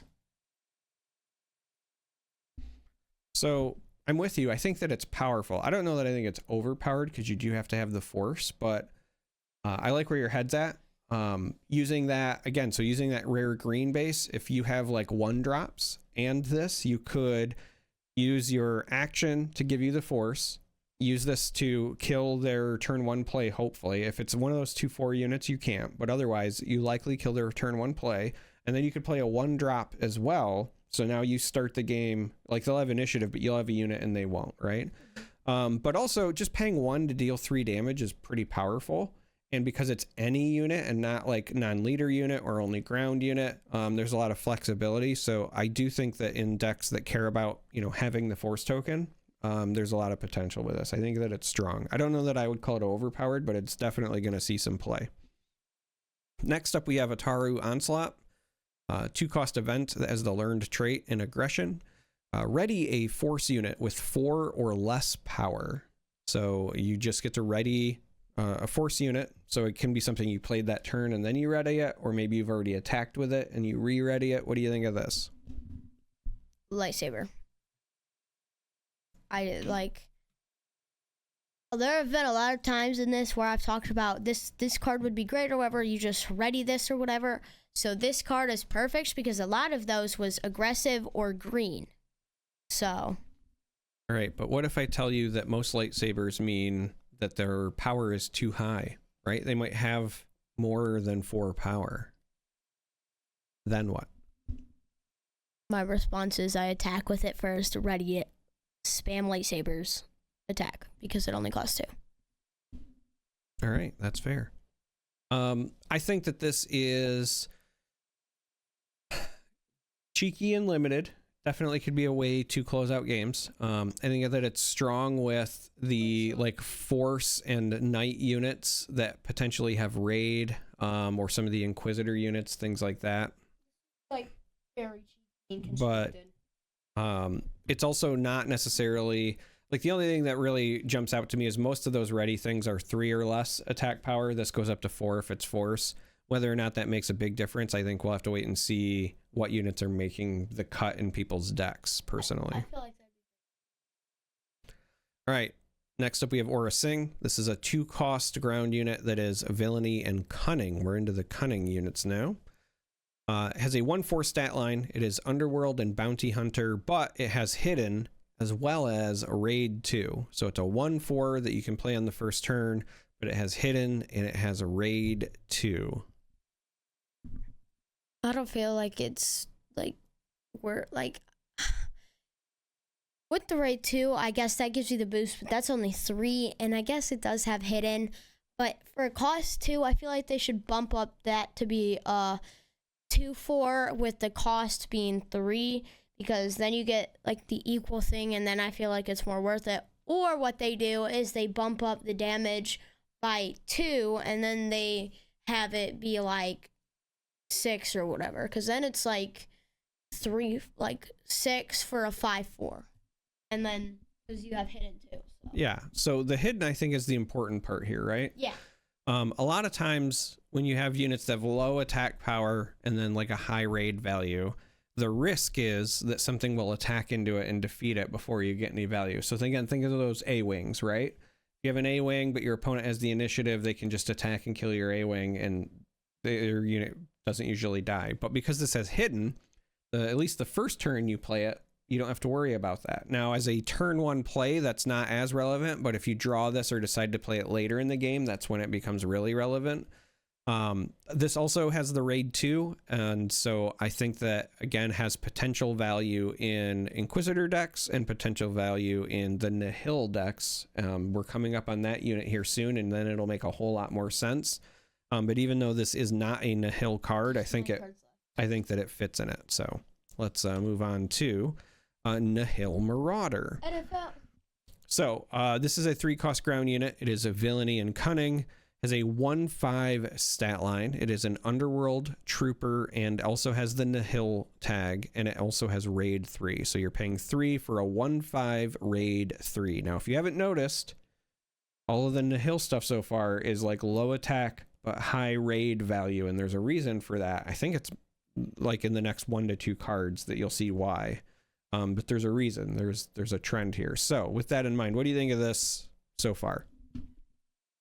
When did a Teenage Mutant Ninja Turtle join NFL? All right. Well, great card analysis, because that had nothing. So first of all, it's not NFL. First of all, if you're going to make an acronym joke, at least you could say NHL, right? Like the hockey league, because at least H is in this. I think speaking of acronyms, your ADHD has got you wilding out. It looks like a Teenage Mutant Ninja Turtle. So your dad really likes this in Inquisitor and Nihil decks. Pretty straightforward reasoning why. The high health and then the raid value means that Inquisitor can ready this the turn you play it, and then it's essentially a 4/3 when it's attacking. That's really strong. And then we'll go on to the next card, which will explain why your dad keeps bringing up Nihil stuff with raid. So this next card is Marchian Row. That's the like head bad guy for this book series, right? This is a 6-cost ground unit in Cunning and Villainy. It has a 6/7 stat line. It is Underworld and has the Nihil trait, but this is the reason why I keep bringing up Nihil. His text says, each friendly unit's raid is doubled. So that Nihil spaceship, right? The 0/3 that has raid 3, suddenly that's swinging for 6. The card that we were just looking at that has raid 3, well, now suddenly that is raid 6, essentially. So that becomes a 7/5 when it's attacking if you have Marchian Row out. If we go back to Aura Singh, she now is a 5/4 when attacking if you have Marchian Row out. So all of your raid values are doubled when this unit is in play. So what do you think of this unit? This unit is peak, and I'd give its rating like 6, 7. All right, that's very apt because, it is a 6/7 stat line for this unit. Your dad, I think that there will be people that at least try to make this work in Constructed. Obviously, the downside is if it gets removed right away, Probably. you don't get the value, but it at least becomes a must answer unit. I think like friendly units games +1. Like instead No. of raid 3, it's like raid 4. Because doubled is too over. Well, I know what you're saying. So the microphone's probably not picking you up right now. What you're saying is that you think it should be just +1 raid, but the reason the double I think is an okay trade-off is because this unit doesn't do anything immediately. You have to have other units with raid already in play. You have to play this unit, have your opponent not kill it, and then start attacking. It doesn't even have raid itself. So even if you like ambush him in or whatever, he's not giving you that immediate value. So there is a lot of setup. Now the payoff is incredible, and I think there will be people that try it, but that's why it's doubled, because there's a lot that has to go right. Well, if they're going to do that, then they should at least make it not yellow, because there's a lot. I know there's a couple yellow cards, like upgrade cards, that give you raid. So, in constructed, this card is diabolical. It's cheeky.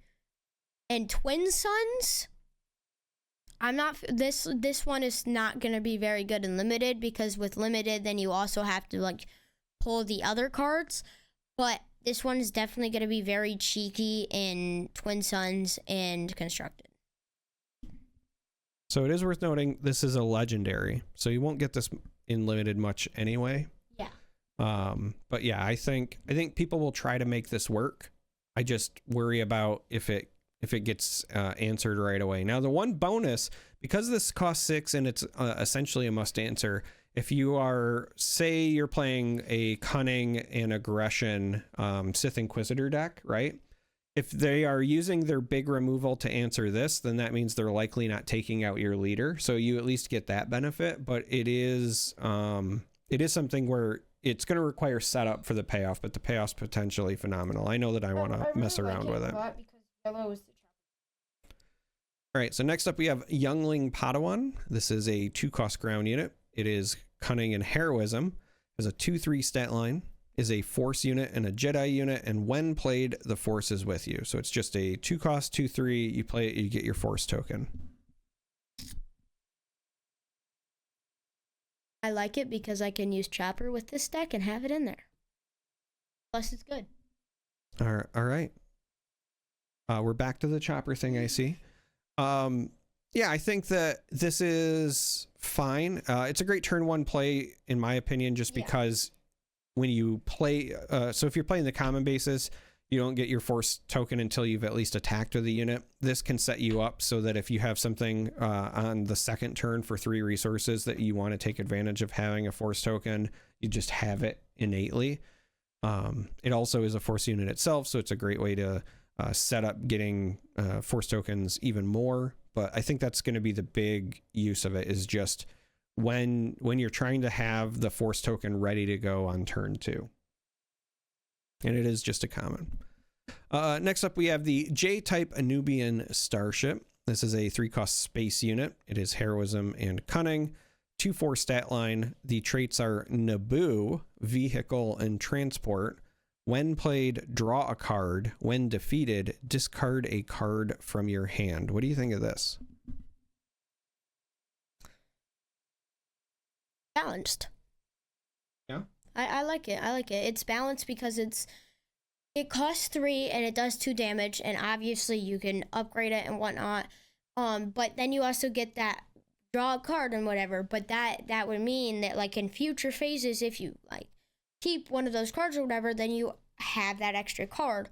But when this dies, then they don't have that advantage. Okay. I think this card is interesting. It's a common and it's a space unit, which in limited I think will help for this set. And I think where it really finds a home is there's a new Qui-Gon Jinn leader, and he likes to bounce your cards back to your hand. And so the neat thing about this card is when you play it, you'll draw a card, but if you bounce it to your hand, that doesn't trigger the when defeated. So if you do that a couple of times, you'll keep drawing cards without having to worry about the drawback. So I think that that's where this potentially finds a home. Final 4.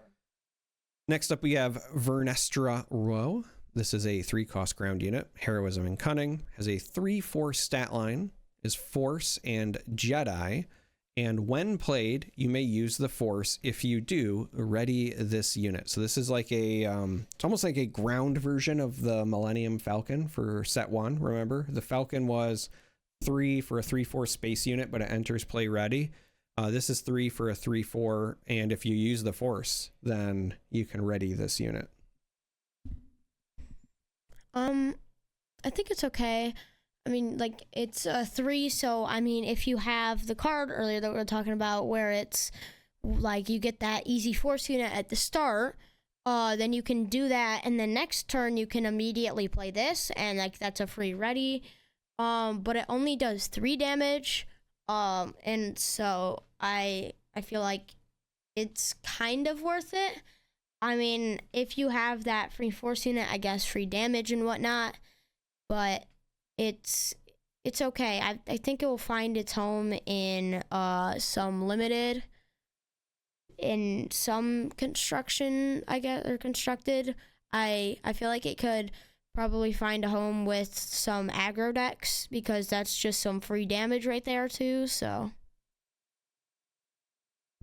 Yeah, I think aggro likes it for the same reason they like the Falcon. The biggest thing is whether or not you have the force when you play this unit. Yeah. So I like this card.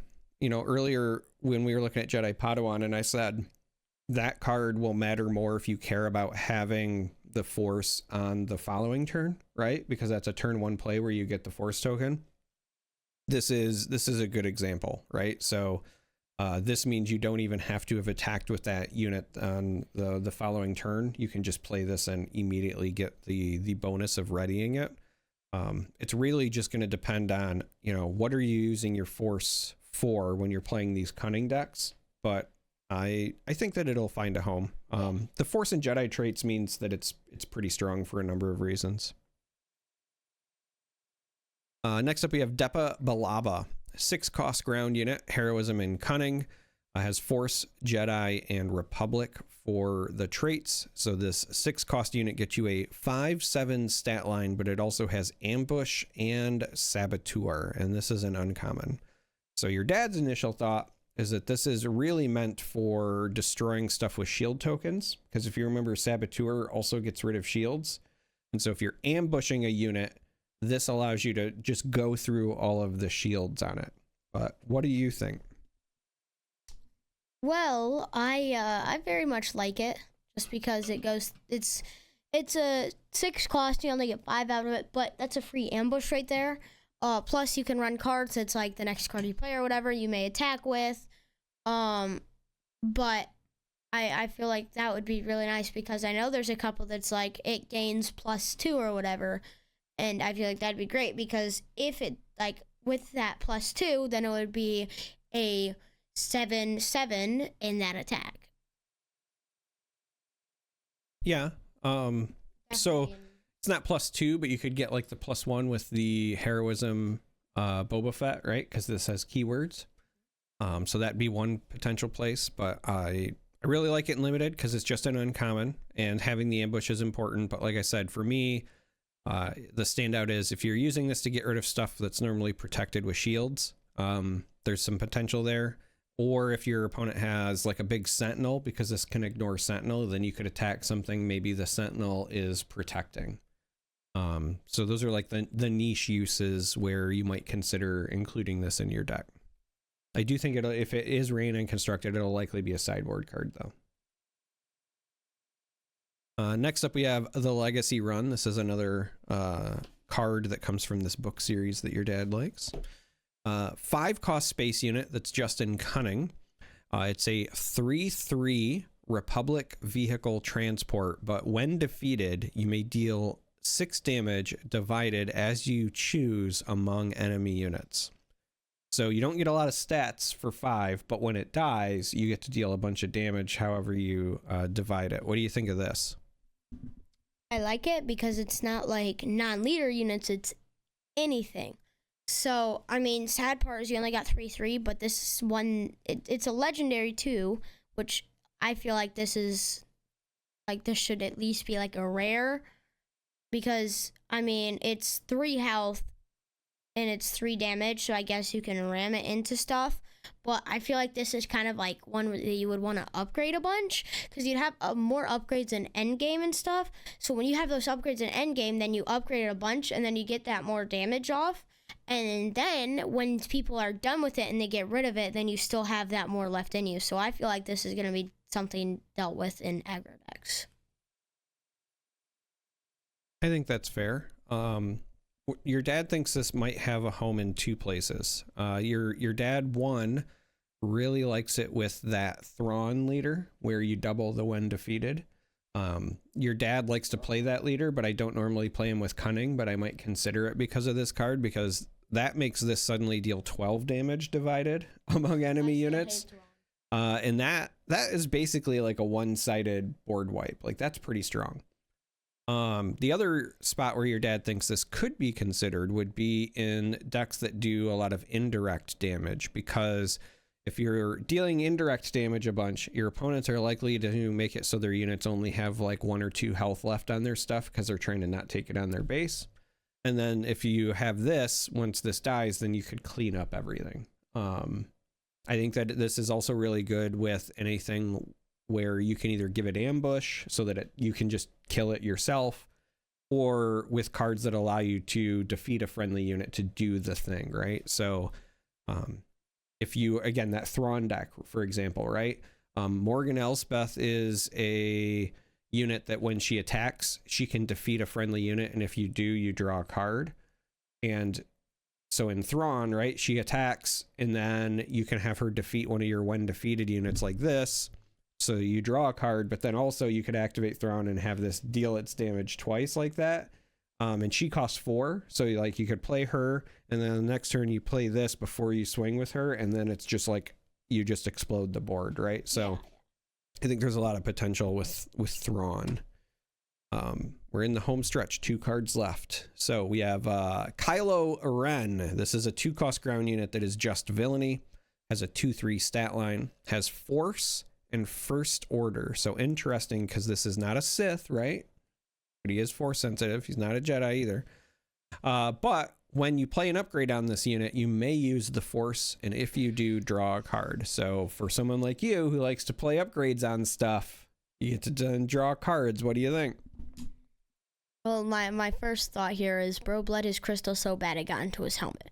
Second, I like this card, like you said, with upgrades, but I feel like not just because of the upgrades on this, I think this definitely has some very good potential in Twin Suns and a little bit in Limited, for like, and also some more like sideboard reasons too, because like let's start with like Twin Suns here. With Twin Suns, you can like play this pretty early on, and then you can get a bunch of cards. And in Twin Suns, the goal is to try and at least get someone's base down so that you have the more health, right? With this, you can just draw a bunch of cards, and you can have a bunch of cards that heal, and then you can have a bunch of cards that deal damage. So that definitely gets you some more stuff with that. But I definitely think it has potential with the leader. I can't remember leaders' names, that just sends a bunch of stuff back to your hand. Yeah, I'm messing up. No, sorry. When you throw away anything on it, just like there's some random thing on it. I don't know. I know. We're at the tail end. Your brain's fried. You've had to analyze more cards than I think you've ever had to in your life, so I get it. All right. I like this card because I think it potentially fits in a number of decks. Because it's just villainy, there's a new leader that is Darth Revan.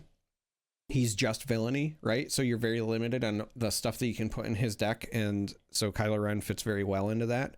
Another thing, because he has the first order trait, this is a much needed card when you consider Captain Phasma from the previous set, because she depends on first order cards and there just weren't a lot. So between this and then the new Knights of Ren card, I think that helps.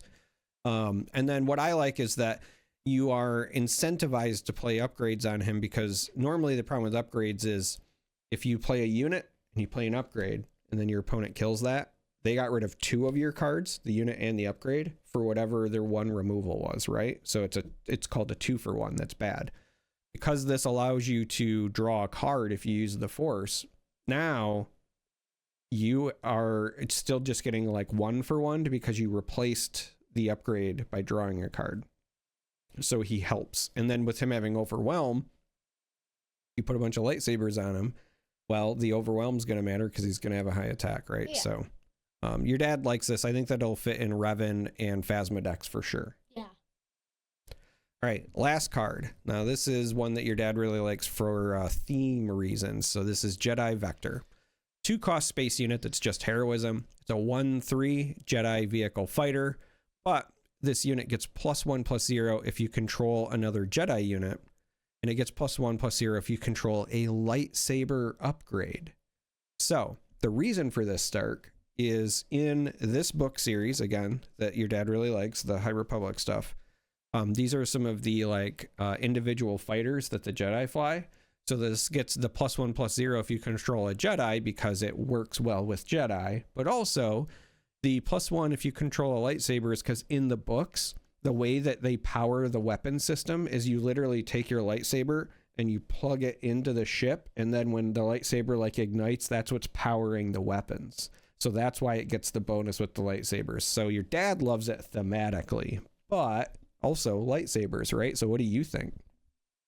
My thinking is if you run this with Luke, you play Luke out, and then you spam a bunch of lightsabers on him. That's +1. Then you have every single other lightsaber, and this is a low cost. So it's just basically free upgrades. Basically. I'm actually really glad you mentioned Luke because this is a heroism unit as well. Yeah. And that's really important because his ability triggers on heroism stuff. That's why yeah.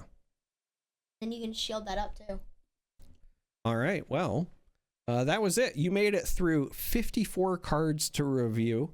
This was a long video, way longer than our normal podcast stuff. But again, it's my birthday and I wanted to celebrate it by talking about Star Wars with you. Do you have anything else you want to say before we close out the episode? Battlefront 3, spread the word. Oh. Chopper's better. That's right. We are a Chopper house. We love Chopper. There's a new Chopper card coming out soon. I'm very excited for it. But that's it for this episode. If you made it this far, I genuinely appreciate it. Again, not a normal episode, but I wanted to do something, kind of fun for my birthday. But also, if I'm being honest, I think it's important to remember that the Star Wars card game is for a number of different generations. I started playing Star Wars when I was younger. I enjoy playing it with Stark, and I think that it's important to get the perspective of, the target audience that might not be as entrenched as, say, people like myself who are watching the news and the reveals and everything about the game, right? You love the game, but you don't do all of that all of the time. And so I think that it's the Gen Con demo line. Everyone knows the story about how you went through the Gen Con demo line a bunch, 120 times. But your number grows every time you tell the story. That was not 120 times, but anyway, thank you for making it this far into the episode, and appreciate you. You know what? Normally I say may the force be with you with the robot effect, but I'm gonna let Stark say it this time. So you have to, when I put the microphone, you have to say, "May the force be with you." Are you ready? Yeah. May the force be with you.